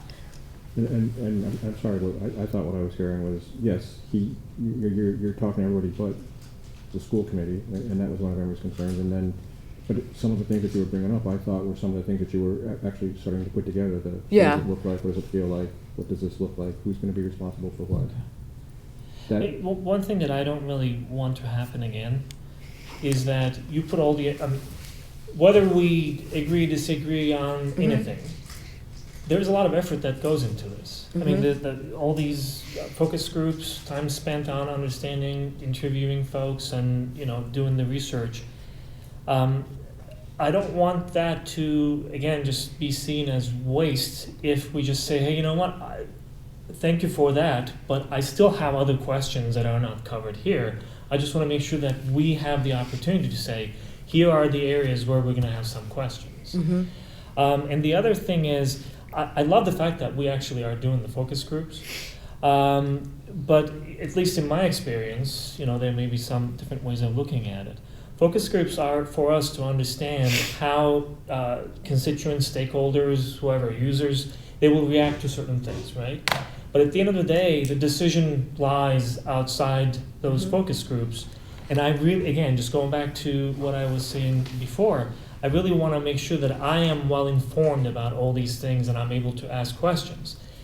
And I want to, I want to keep it, at the very least, in the context of what the responsibility of the school committee is. Two of the things that we're tasked with, one is budget, the other one is curriculum, right, aside from those things.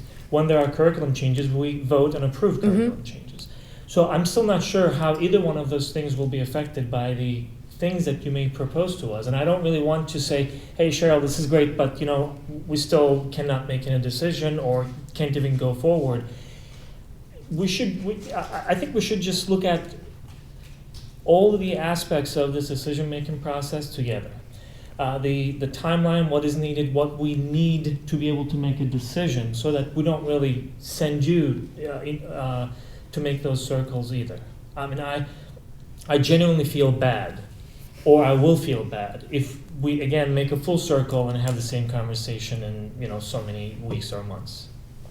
So I just want to make sure that it is a fruitful conversation with the information that we need, so we can get to a decision at that point. But does it make sense? Okay. And I'm sorry, but when we had the last meeting, the thing I heard the most was, what is this 6th grade? Right, it was actually, like, it was in the document, but there was nothing behind it except the proposal. I thought that's what you were looking for, was what does the day look like?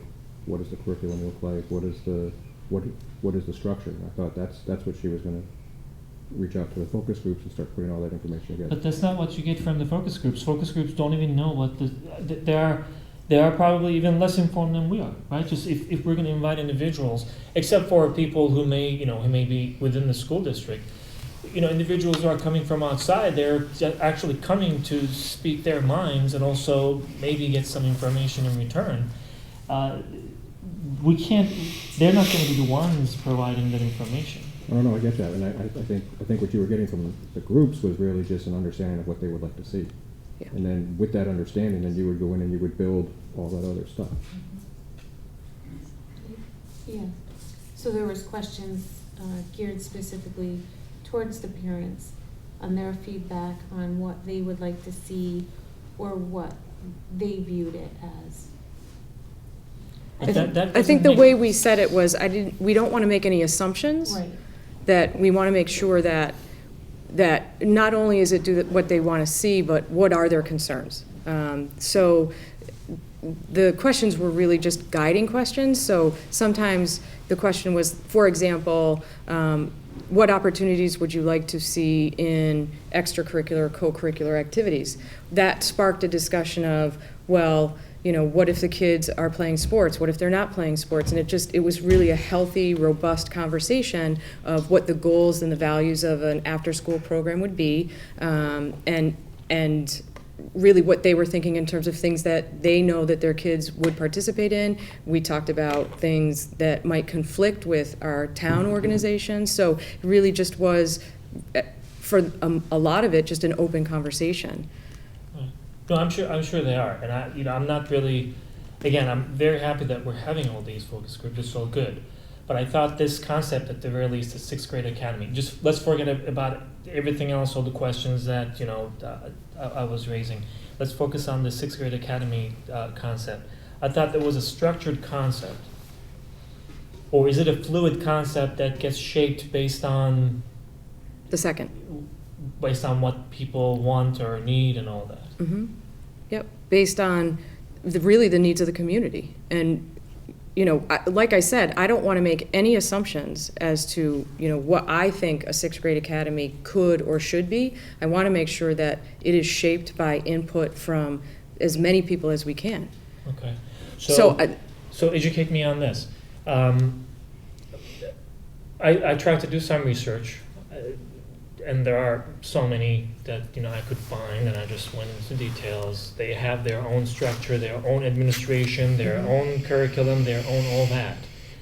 So are we saying that all these sixth grade academies that we are seeing, they are really reflecting the needs of their own community, and there's no sixth grade academy structure per se that we can I look think at? what I saw was a pretty consistent value around recognizing the uniqueness of sixth grade, the transition year that it is, and the desire of communities to really have a program that was specific for grade 6. If you did the research, you would see that there were multiple types of academies based on demographic, based on how many students. Some sixth grade academies were in a completely different building and numbered 300 to 500 students. Some were in a 612 and were more like what we would recommend at Granby, 50 students. So I think there's so many variables that shape what a sixth grade academy could and should be. It really depends on feedback and your specific context. So in our minds, it really is about creating a space where students can mature, can be in a space where they are supported for their social emotional learning, for their peer group, particularly at a time when they're moving away from their families and into surrounding themselves and really being influenced more by their peers, but also a strong focus on their academics and not really not preparing them so much for grade 7, but being unique in what their needs are. So from our perspective as educators, that's what we're looking for. But I think parents also have perspectives that need to influence that conversation. Perfect example. When we first introduced the idea, we heard very loudly, I think you will remember, that the reaction was keep the kids separate. Just keep them separate. And so we took that feedback and said, well, if we are in a middle school model and we're thinking about keeping them separate, does that make sense? And what's out there? So we did the research and we looked around. We have some experience. I was a 9th grade academy teacher in Springfield when I first started, so it wasn't foreign to any of us. But what would that mean in Granby? So we did some of the work, and we started to think about it and put it out there as a concept. And then when we had these second rounds of focus groups, people were starting to have the conversation that, I don't think it's such a good idea to have the kids separate. I really think it should be a 6-8 model, because then they can benefit from peers that are closer to them. They can have a transition with kids that are closer to them. They can have some larger group like recess or lunch. So being isolated would maybe make them feel different. So we're taking that feedback and looking at what we're thinking about. And I think that's where feedback can get muddy. It makes us look like we're kind of all over the place. But what we're really trying to do is create a program that meets the needs of this context, this specific context. So is it possible then, after you have all the feedback, what results from that may no longer be a 6th grade academy, but Correct. a 6-8? Yeah. So whatever we discussed before, just you're saying. Right, and that was we're coming really, back with something. Yeah. Okay.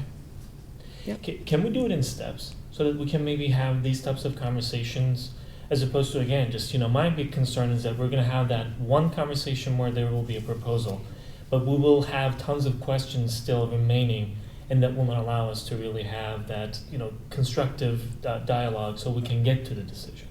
I'm assuming we're all looking to get to a decision, but that also requires, at least for me, it's, being better informed, educated, and understanding all these different concepts or different structures that we're entertaining.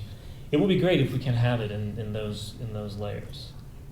So, I mean, it doesn't have to be a series of 10 meetings, but at least if we can have some meeting that will allow us to have a broader conversation like this, that would benefit me at the very least. I don't know what everybody else thinks.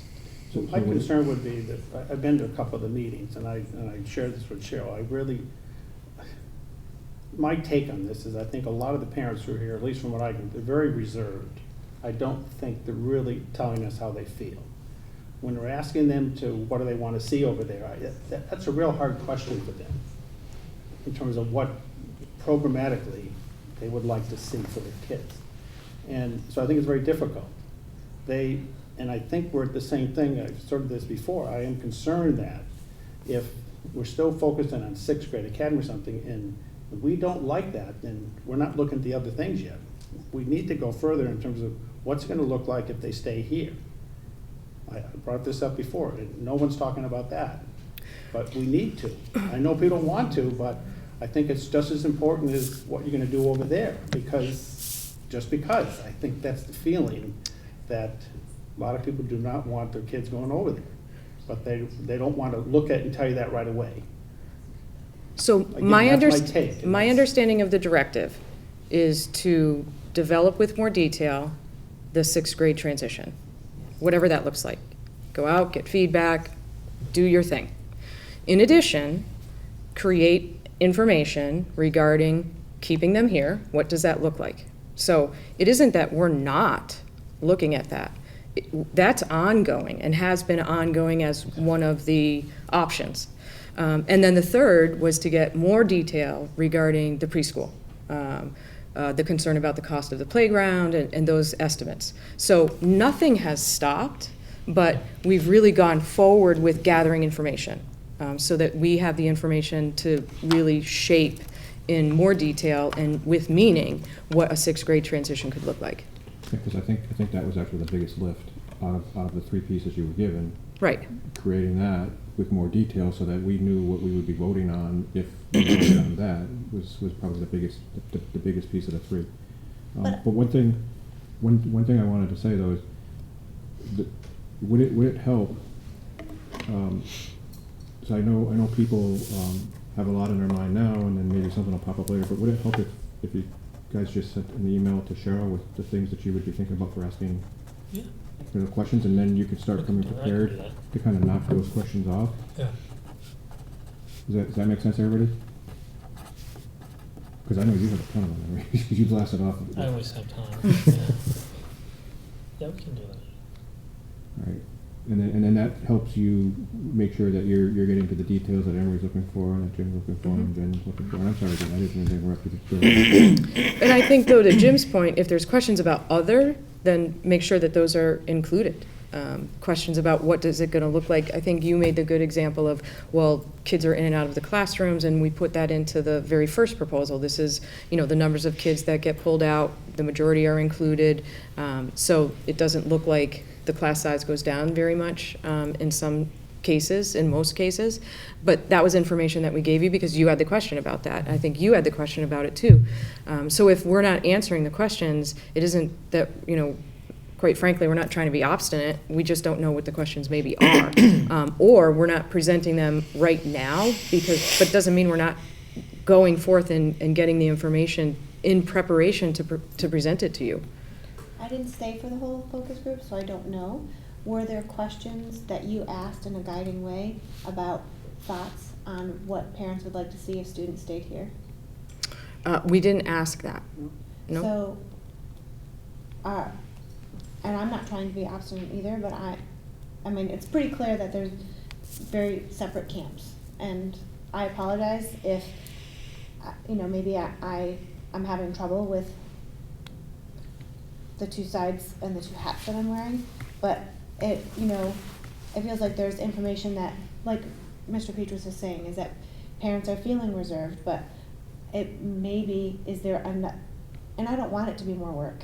Boy, I'm such a mess today. It's been such a crazy day. But what I'm trying to say is that, are there going to be focus groups for that part, or did we just eliminate that side of it? Like, and not eliminate in a bad way, but move beyond it. Like, why aren't there questions about that piece too? If we've been gathering people and you've been having the grade level things, why haven't there been questions on that side too? Because it was certainly part of the whole conversation from the last time. Like, why wouldn't you want to get the information when you had people together, or do it again at another time? You know, what is your thoughts on if the option, the voted on option is to keep the kids here? How do you feel about whatever it is? Like, you know, the flip side of the conversation. In the focus group that I was in with Steven and Cheryl was in for part of it, I forget what age group that was. We had two parents that were adamant that if the kids stayed here, they did not want class sizes over 25 or 26. We didn't ask it. It came up in our conversation. But they were also the same parents that are hesitant that when the time comes to have their kids go to next door in the 6th grade. Adamant about not wanting class sizes 25 to 26, but also were hesitant to send their kids next door.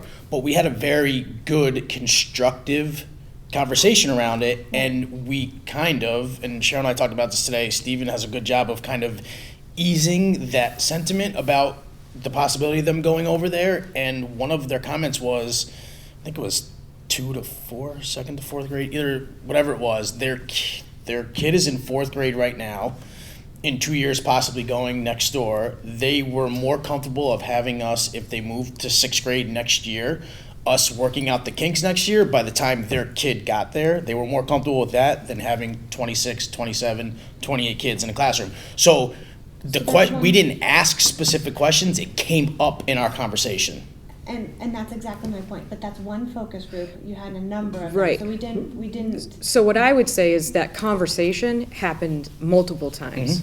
It also organically happens as you meet with school council and you hear from school councils, when you meet parents. And there is conversation, obviously, about the concern. I don't feel my child is ready. Yes, we understand that. So the focus groups, I think, were very.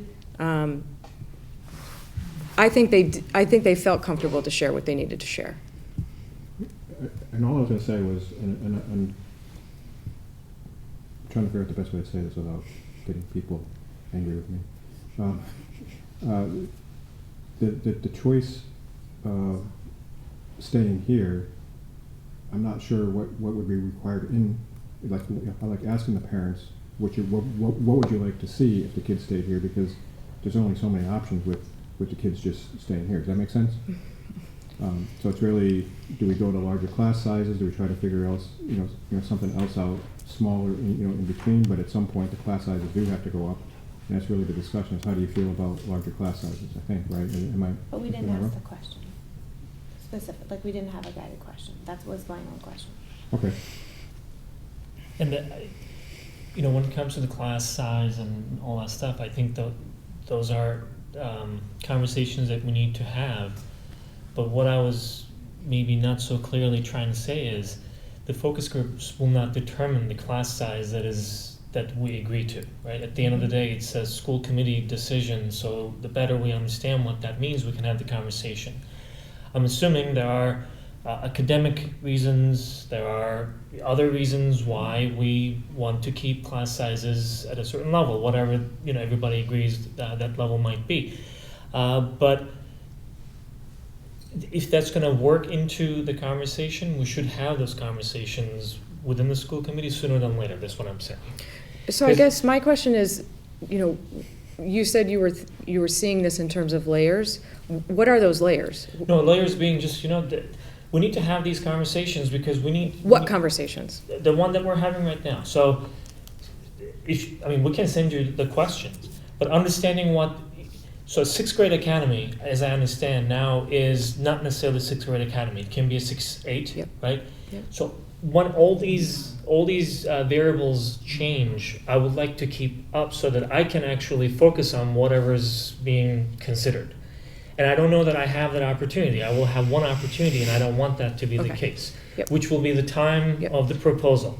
I would like to be able to have, this is a very good conversation for me because I'm able to ask the question, you respond. And that's how I envisioned we would get to a point where we would say, okay, we understand what it is. Whether we agree or not, we understand where you're coming from and what those, yep. What those concerns or what those reasons to pick any one of those yep. options would be. Yeah, okay. And so I guess what I'm saying is, we're not ready to have that because we're still having, all of the conversations to understand the perspectives of staff, of parents, of community organization members. And in those conversations, I think exactly what you're talking about is happening. We begin to understand each other a little bit better and begin to open to the information, and then we can say what is the best solution, to move forward. So, I'm happy to receive the email the email questions. I'm happy to sit down one-on-one and go over with you what my perceptions of the focus groups have been. We also took notes verbatim as much as we could. We'll be sending that to you as well, not with school council and faculty, but the parent groups. So, you will have plenty, I think, data, and once you have, I can probably send you the parent group data after Wednesday, and then if we want to sit down, individually and have a conversation, I'm happy to. As to what we've perceived, what we've heard, and how we're bringing that into potentially a proposal. Is there no data from the student councils and the parent and the teachers? So with the student councils, I've only been to one, and there was one parent who had already participated in a focus group, and really it was just updating them on where we were in the process and basically just getting their thinking, because they were already high school, their experience here, and just trying to open up the conversation. So I wouldn't say that anything in the school council really shaped a decision about how to move forward in creation. There were some transition ideas, what worked really well for their student as a 6th grader coming over as a 7th grader, so that was really interesting. But nothing from the teachers? Teachers, really that was more educationally based, so it was honestly the stress of large class size, the stress of trying to instruct particular groups that are more challenging and need more space. That came up. I can speak for one grade where there's an awful lot of kids that were born over the latter part of the summer before they started that, so it's a fairly young wheelchair group. And that can be, I would assume, fairly stressful. Yeah. Any other discussions on this? I don't want to shorten it if I don't have to. I mean, but there are. I just have one, I'll call it piece of data. I know one of the big things about moving the preschool was the playground costs, and I know Cheryl had said something around $240,000 or something. So we did reach out to the company who did this playground here, and those costs are consistent with playgrounds around the area. And I will say, just to prep the area here for the playground, now, give or take some of the costs, was about $1.8 million to prep the area for where the playground is. I'll do it for 20 grand. Not, let alone actual cost of equipment And was so, what we're $250,000. talking about is, so, this is information that we pull out of the data sheets for, what things cost. Our work moving forward is, okay, here's all of the data.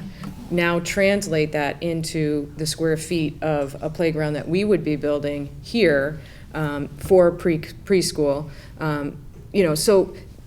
Yes, we have the data, but we have to really create the plan so that we're clear about, true costs. So, this is the work that we've been doing now for, 2 months easy. And again, it's very helpful to hear that. First of all, if anybody's quoting 1.8 for a playground, they're out of their minds. So again, this is right from the design company. It's the prep work to. Right, so not even the playground. Not even the playground. So Yeah. I'm just going to give you a couple examples of what's in that is fencing, signage, temporary construction entrance, clearing topsoil, clearing old. Now, obviously all This of is why that, schools or have some money. of it may not have all of that at the high school, Seriously. but that's part one of it. But the People can actual, build houses and the actual do stuff equipment for a lot alone less. or the structures for the playground Yeah. were about $250,000. I guess they won't have a playground.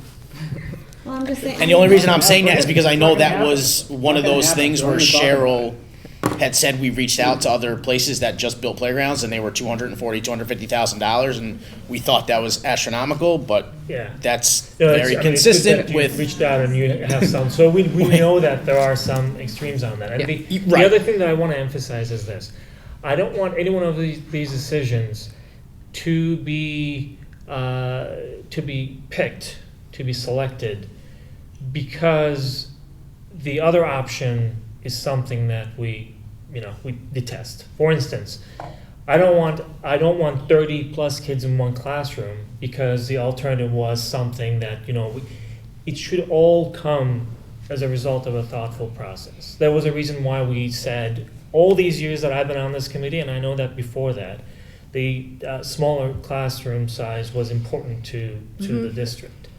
Doesn't mean we should have 15 students, but it doesn't mean we should have 30 students in a classroom either.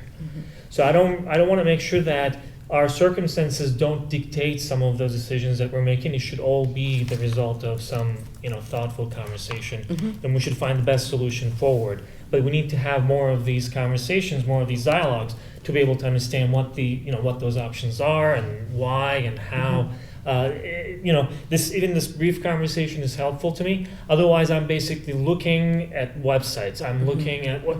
I'm trying to find the information that you told me that is available. If it is available, I would love to have it.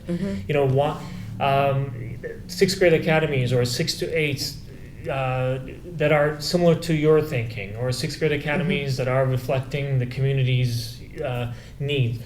That helps me. Otherwise, I'm basically doing my research on my own time, and what I'm bumping into may not be reflective of what you are hearing from this community. So does it make sense to just leave this over the next few meetings at least as a standing piece of the agenda, just a brief discussion on where you're at, thoughts, questions? All right. Does that work for everybody else too? Okay.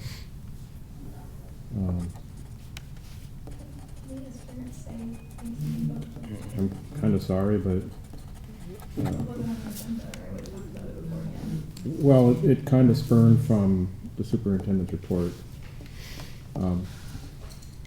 But if you want, if you could hold on to your thought, and then at the beginning of the next meeting, make sure that you get a chance to state it.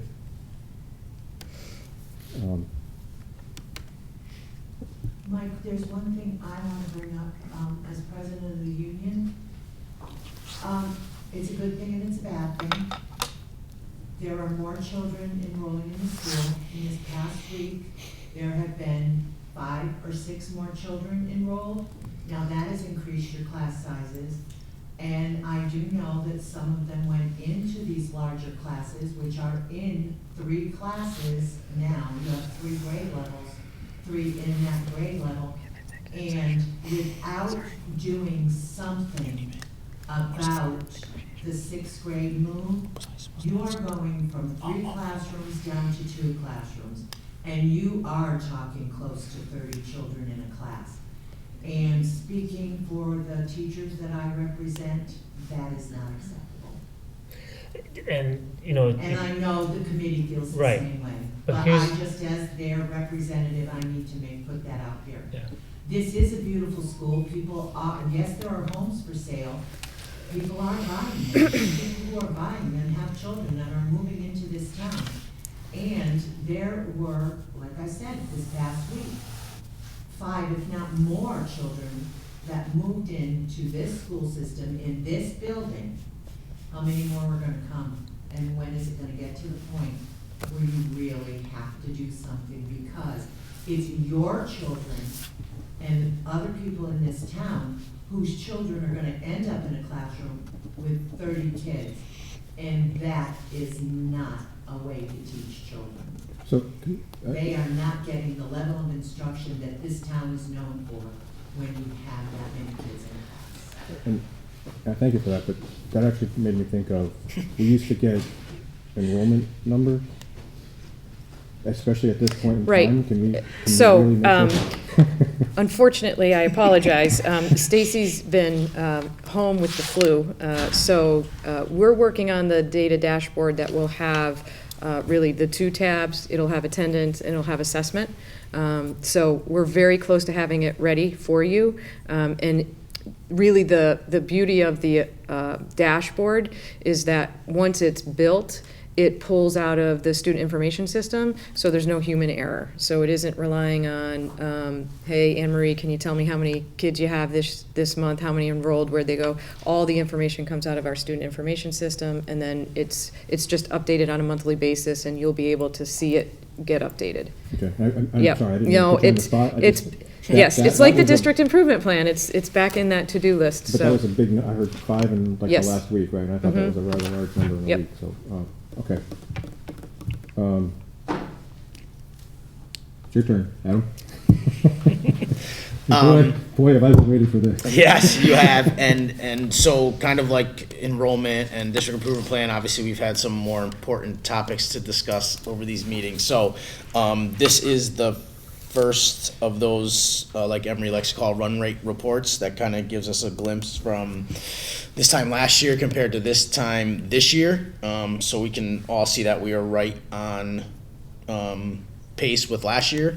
What I would like to, I guess, discuss, and it could be more for our subcommittee, is giving the committee more detail, but not too much detail where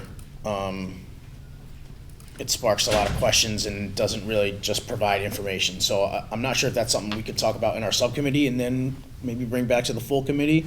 Because there's obviously a lot of detail behind this run rate. And I know this doesn't necessarily tell the whole story, but it's what we've done in the past. But I would like to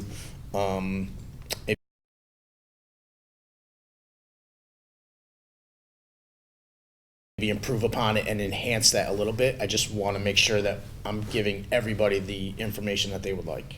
So, just to keep things moving along. Yeah. And kind of plan for any change. Would it be helpful, if there's something that you're not getting in this run rate report, this high-level report, can you email Adam? So, and to that point, so Jim emailed me this week, again, Ariel's daughter has been sick with the flu all week, so she's been out, and we've been trying to clean up all of our accounts to capture the most accurate number with encumbrances and all that stuff. So I have all the details, obviously, that goes into these numbers. I'm not sure I can send that to you, and that's going to answer your question. So to Mike's point, you guys. Well, I'd like to see what, from July 1st through December, Mhm. the major accounts. I want to see where we stand, because that's going to help us as we haven't even started about next year's budget yet. Mhm. Get us some idea of how are we doing on those? Mhm. How are we doing on substantive accounts and heat and light? Those are the key things. So then that's what I would. So then that's what. That's why I asked Yep. for that last week. Yep. But So- I want to look through it. From a top level, Mhm. base, because I know there are many departments in here, Mhm. and we have sections, we have grants, Mhm. and then we also have your administration, and then your fixed costs. Mhm. So if we can look at them based on that level, at the Mhm. top level, Mhm. and then with a budget to actual, Mhm. just to get an understanding. So again, all of that plays into these numbers right here, but I would, to your point and your point, you let me know how you'd like it broken out, and I can break it out So I a can million send- different I'm not ways. sure what kind of program that is here, so Mhm. I'm not sure Mhm. what, like, I know where I am, we just export everything. That's all I do. That's all I do. I And do I it at a kind of- top level. When I say manipulate, I manipulate the reports how So what I can do I can is do it just by. explain to you. You tell me exactly what Yeah. you want, and I will All right, try to get it to you Okay, and then exactly how you would like it. So to be honest with you, I'd like everybody to have some input as to what they need to get out of these Yeah, reports. right, But definitely. then get that all kind of worked out in the subcommittee and then brought back to the full Yeah. committee, right? Mhm. Mhm. Certainly. So that's why I recommended if you have specific things you want to see or understand, if they could email you, and then when we meet with the subcommittees next week, I think, or at It's the meeting, next time, correct, yeah. then you guys can work it out, and So- then that can be part of the standing package you put out, right? And here's why that's a good idea too, is because you guys want two different, they're coming from the same numbers, right? But you might want to see it two different ways, but I don't want to be creating 5 different reports for us all to look at. So I'd rather have everyone's input. Let me develop some type of report that gathers everyone's concerns, and then we can talk about how that looks and how we want it changed. But just know, like, these numbers that I have here, they're all based on departmental, salaries, non-salaries, all that. All that goes into there. It's just how we want it broken out. And that's something we've been talking about, I think, since last year. How, Yeah, we have, but and thank you for creating this, but this wasn't the only thing that we were getting early on. Remember, we actually Yep. had a report, Yep. and this Mhm. was another page Mhm. in that report. Mhm. So I agree with Jen's point that there are established categories. Mhm. Yep. Even if we start with that. Yep. And doing the budget versus actual. Yeah. Then these would make a lot more sense. Certainly. By themselves, it basically shows us how much of the budget we expended. So, That's it. okay, so I have those. So I call them financial profiles that I send out to each department or each school. I have those already. I will send those to you guys. Okay, I'll send them to the subcommittee first. Okay. Is that okay, Mike? You guys are good with that? We can then decide if that works for you guys. We can change it however we want, and then we can present that. And then going forward, I can include those as backup to these numbers. Okay. All right, I just want to make sure that if you're not on a subcommittee, if you want your voice heard. You can Right, but just, still email me, definitely, yeah. still email me, so. As a Yeah, subcommittee's yep, developing certainly. it, you can Mhm. take that into consideration as you're building the reports out. Yeah. I think it would also make it easier for us when we go into, like, for projections Yeah. for next Mhm. year. Certainly. And that actually segues into something I wanted to just kind of put out there.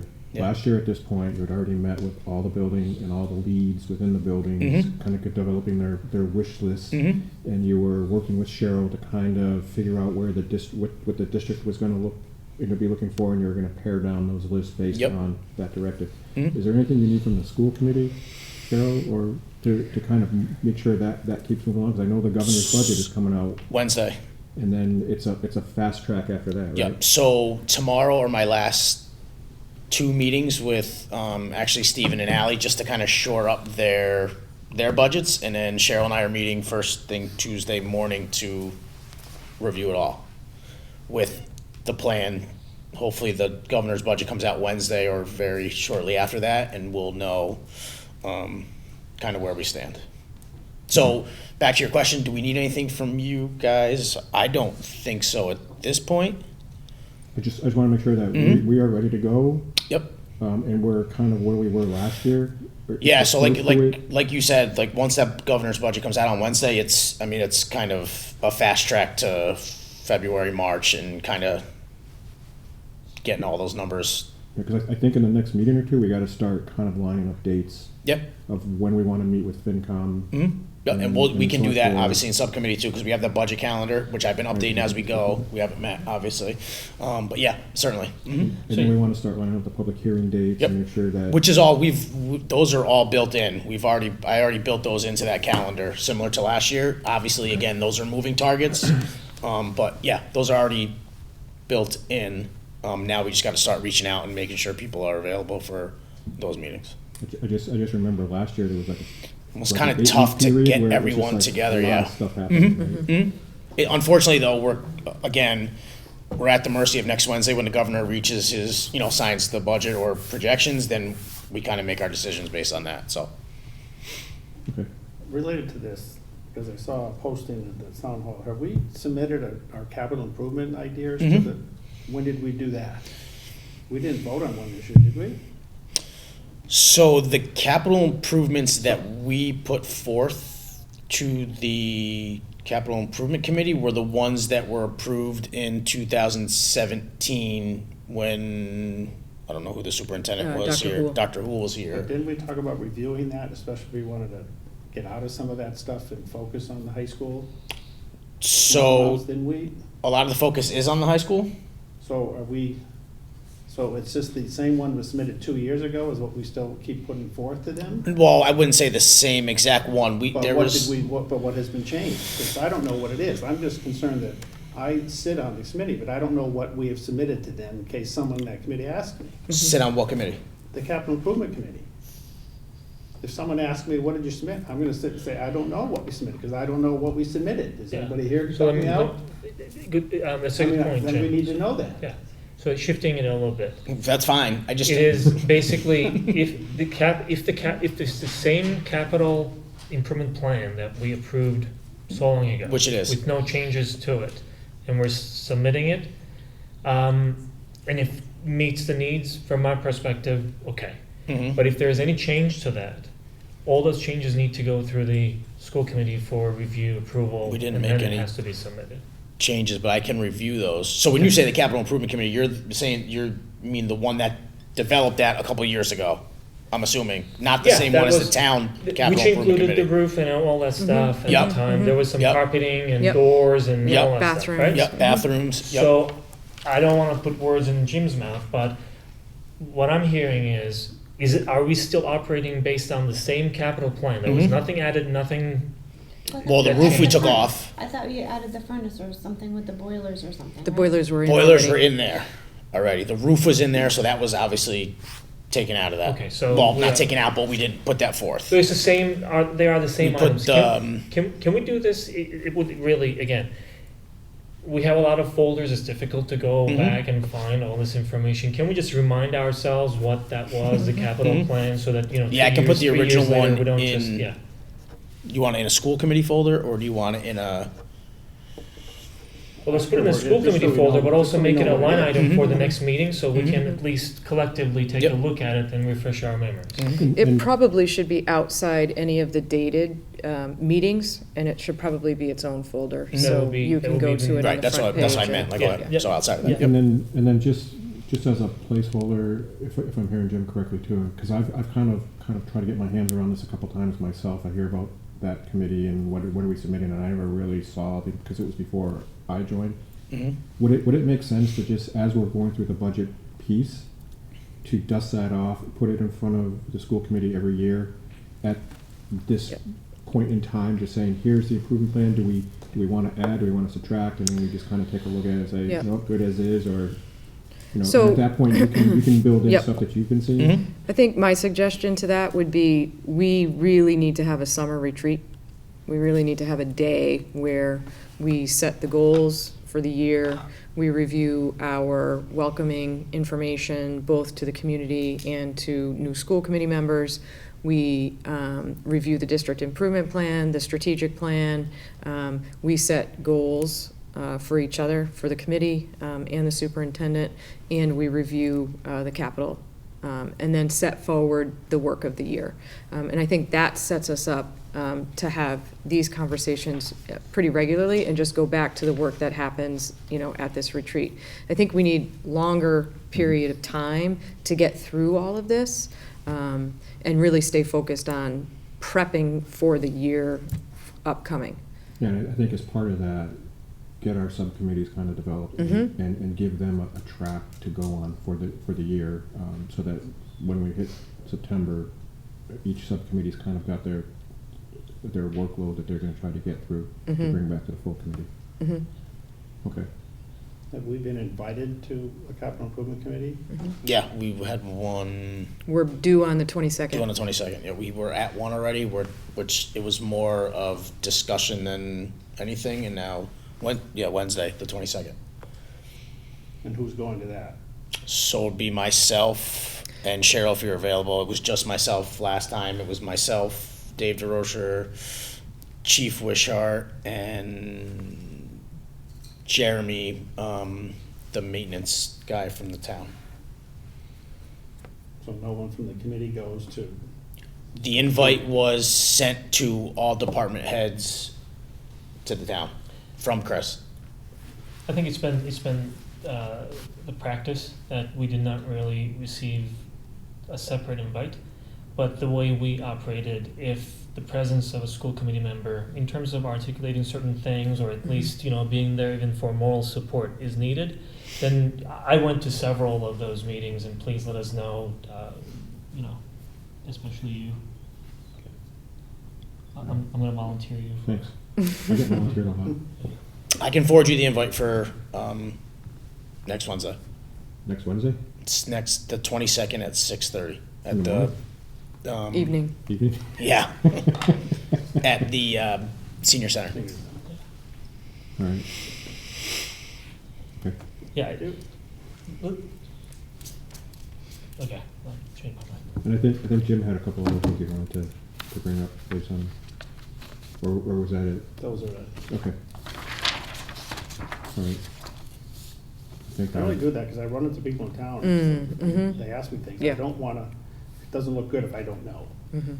I look like I should know, so I want to, I'm just thinking for myself, Yeah. to understand. Yeah. I'm not trying to be nosy. No. Yeah. I'm on the committee, I need to know what's going on, otherwise Yeah. it does not look good. Well, that and the fact that I personally have an issue with, and I'm sure all this stuff is valid, but it's 2 or almost 3 years old at this point. At some point, I think we It does need to be rewritten. Yeah. Yeah. I'm sure all this stuff is still valid, but do we have the newer stuff that may have to bump up and take something else out? That I don't know, right? One thing that did not change the last 8 years that I've been on this committee, and I know that it was again the same way before that. The budget process, the budget itself, what it means, how it comes together, is either not understood by some, by many, by a majority, and sometimes understood but really misused the information. So I really think that we have an opportunity, since we're only in January, to just put something out there that is, again, just if we need to be educated. I assume a lot of folks who are not watching these meetings, who are only learning from sound bites about what we do, especially with respect to our budget, they need to be educated as well. I'm not saying this in a derogatory way. We all need that type of education. So to the extent that we're able to put some shows on GCAM, or put out some documentation easy enough for people to read and understand, that would be very helpful. I cringe almost every week when somebody says, "Hey, this was posted somewhere," and I ask, "Okay, where and how and by whom?" Sometimes I feel like folks who post that type of information are folks that I always considered a lot more informed. So if they are in that position, I think it behooves us to make sure that we do our work are what we need to do to make sure that we provide them with all the information that they need. And I totally agree. So as it pertains to the budget, I guess I would want some input as to how we would like that to look. So I feel like you're saying the numbers and how we get to, or the numbers aside, how do we get to those numbers, and how, what deliberation or input goes into getting those numbers? You want more of like informing them on the process. Even whatever may be considered simple, even trivial from our perspective, would be important for us to really repeat and make sure that at least one more time we put it in front of our town, our community. Here's an example for you. Somebody said it was posted that we were paying for students to come to our school district. So school choice was basically about us spending money to get students from other school districts to our school district. It may not make sense to us, but maybe it does make sense to somebody because they only heard it from one individual, and that's what stuck with them. So I think it is our job to provide that type of information, education. That's where I'm going with this. On top of that, folks are talking about surpluses. Folks are talking about school choice, circuit breaker. It took us a while to understand what those meant, how we're spending them, where we store the money, how we spend our money. We don't spend money, right? Just we have to go through the town to be able to spend. That's how we balance certain. So you're talking money. more of. So that type of education is going to be very important for us. Yeah, but like separate from. So we presented the budget last year. Yeah. Separate from that, or kind of in conjunction. Budget with is that? going to be another big part of it because the governor's budget will come out next week, right? So we don't know what's going to be in there. Chances are it's going to say, oh, we just, we gave you so much extra, but, the town's share increased more so than the state's share. That does not resonate What with does a that lot mean? of Yeah, folks okay. because they don't know what that means. Gotcha. They just think that it is arbitrarily given to the town when we know that the state mandates that there is a net school spending and it's a minimum and all.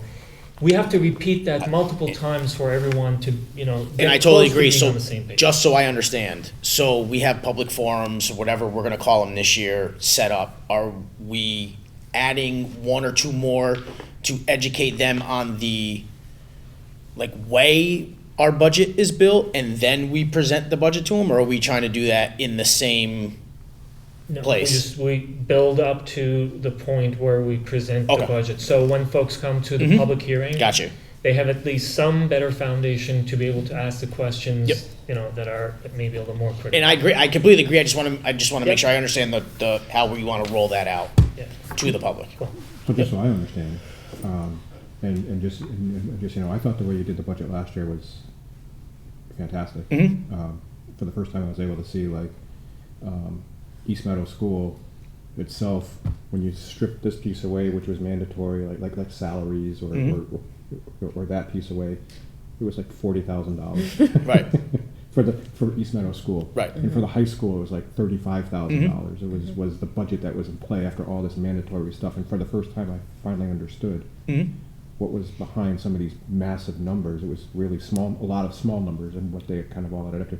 I think that's the piece that you're trying to get to too, right? And maybe this year's the hardest year. As we build up for this year's budget, we kind of document what we're doing and how we're doing it and what it means, and then we kind of save that on the website someplace in an easy to find place. Well, now with our new website, yes, everything will be easily accessible. And then once a year, you can just click send up there to the front page, and Cheryl can click approve, and then it's out there, fresh again, right? You want me to start? So, not to put you on the spot at all, are we going to have I just the threw her under the narrative- bus.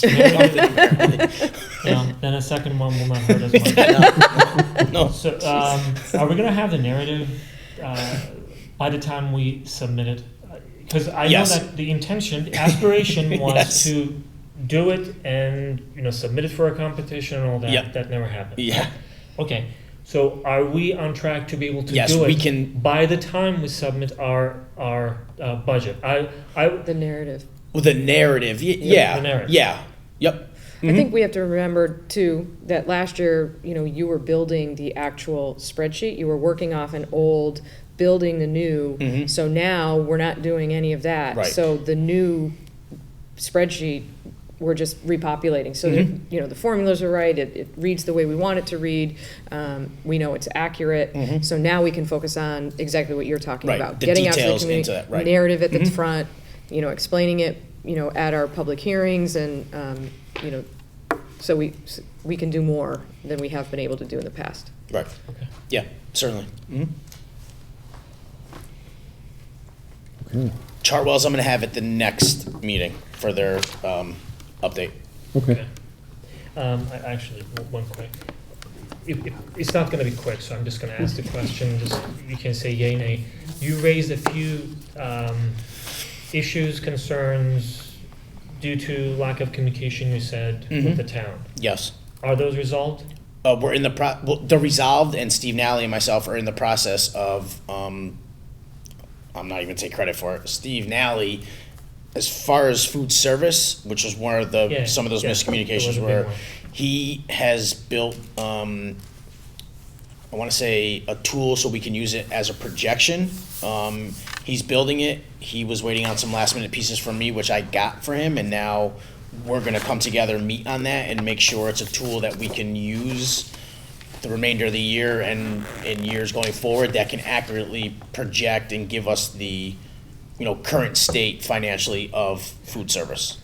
Yes. Can you add that to our education, because Yes, certainly. having done finance for many years, Yep. it doesn't make any sense to me that a budget that belongs to us, we're discussing with the vendor the same thing. We have a different set, but we are dependent on a tool that a third party needs to build for us to forecast what that. Yeah, so I might have explained that the wrong way. It's just really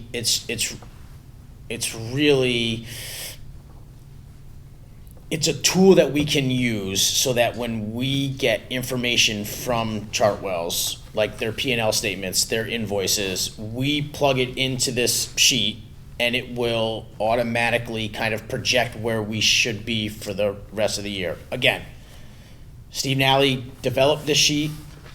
I'm gonna review it with him. And once we do, and I do, I can inform everybody how that turned out. But food service is certainly a topic of concern as we're coming into our third year of the contract and making sure that we're getting, exactly what they told us we would get in the contract. Are they out for bid again this year? So this will be the third was a 2-year. renewal. It's a 3-year. 3-year? Okay. This will be the second renewal, so the third year. So we'll be going back out to bid next year. And we only had, they were the only ones that responded. right? There was two, them and another one. One from Vermont or New Hampshire, whatever. Okay. But again, just, I don't want to really take Yeah, this yeah. long. It went much longer than I anticipated. But I think it is important for us to understand that every time we have that food services conversation, we're hearing from Chartwells, and we're satisfied because that's good news. And then we're finding out from a third party, and I don't want to call Steve third party, but it's not us. He shouldn't even have to really, go and build something to verify, validate numbers. We're finding out that no, those numbers that we are presented may not be right, and that doesn't sit well with me. One, if it is for that reason alone, but it doesn't make any sense that there, for years on end. After, whatever, 3 years, 4 years ago, having gone to the town and just having closed a gap in our, having paid the deficit that accumulated over the course of so many years, that we are still having the same conversation. It is more than, fool me once, fool me twice. This is like, fool me 10 times. So we really have to get to the bottom of it and just take some action. That's what I'm saying. Agreed. Okay. Yeah. I'm not sure I fully understand how Chartwells works, but So I will say this, part of the discussion that Steve and I started to have was, is it more cost effective to bring food service back into the district and not have a third party. I don't know the answer to that, but this is kind of where we're going with us working together to see, if that decision should be made and if not, so. Yeah. I asked that last year. We're certainly having that We dialogue. should not have that conversation 3 months before we have to go out for a bid or anything. We should Well, have that. we're not going out to bid This year, it's next year. this We year, have it's nothing- next year. Understood, but- Yeah. Oh, yeah, I see what you're saying, yes, understood. And Yep. I think when I brought it up, I had 5 pens thrown at me when I asked the question, because nobody wanted to touch it in-house, but I think we're in a different spot now that you're here. Yes. Yep. Yep. The CES, you haven't met, No, because they Yeah. split halfway through November and then don't go back in until the end of this month, right? So, I think it's next week. This has been a very long week. Okay. I know, because I'm on their finance, so I'm meeting next Tuesday, and that's usually the week before, so I think the week after. I think they're gonna meet at the end of, so like they So meet halfway through it's November. before our last meeting. Okay. I'm just not dates right now. That's why we don't meet on Thursday. Speaking of the dates, can we just take a minute? So Jim, you mentioned you have issues Tuesdays, the second. Well, I don't know what the date, the initial date you had in the initial thing was February 11th and February 25th. On the initial dates we did, I don't know where you're at. So my intention, so my Are those thought. still the dates, but someone keeps talking about February 4th. So my thought was, But then that brings you to the second Tuesday, which is school It was vacation. 11th on the screen that I saw. yeah, so my So I thought think the was. 4th is a separate meeting, it's the presentation for the transition, or whatever we wanna call it, the thing. But the thing is do we wanna stick with the meetings on the Tuesdays that they're scheduled for, or did we need to look at changing the dates again? I'd rather not change the dates again, I've scheduled my life around the dates that we had set forth at the beginning of the session, for whatever that's worth.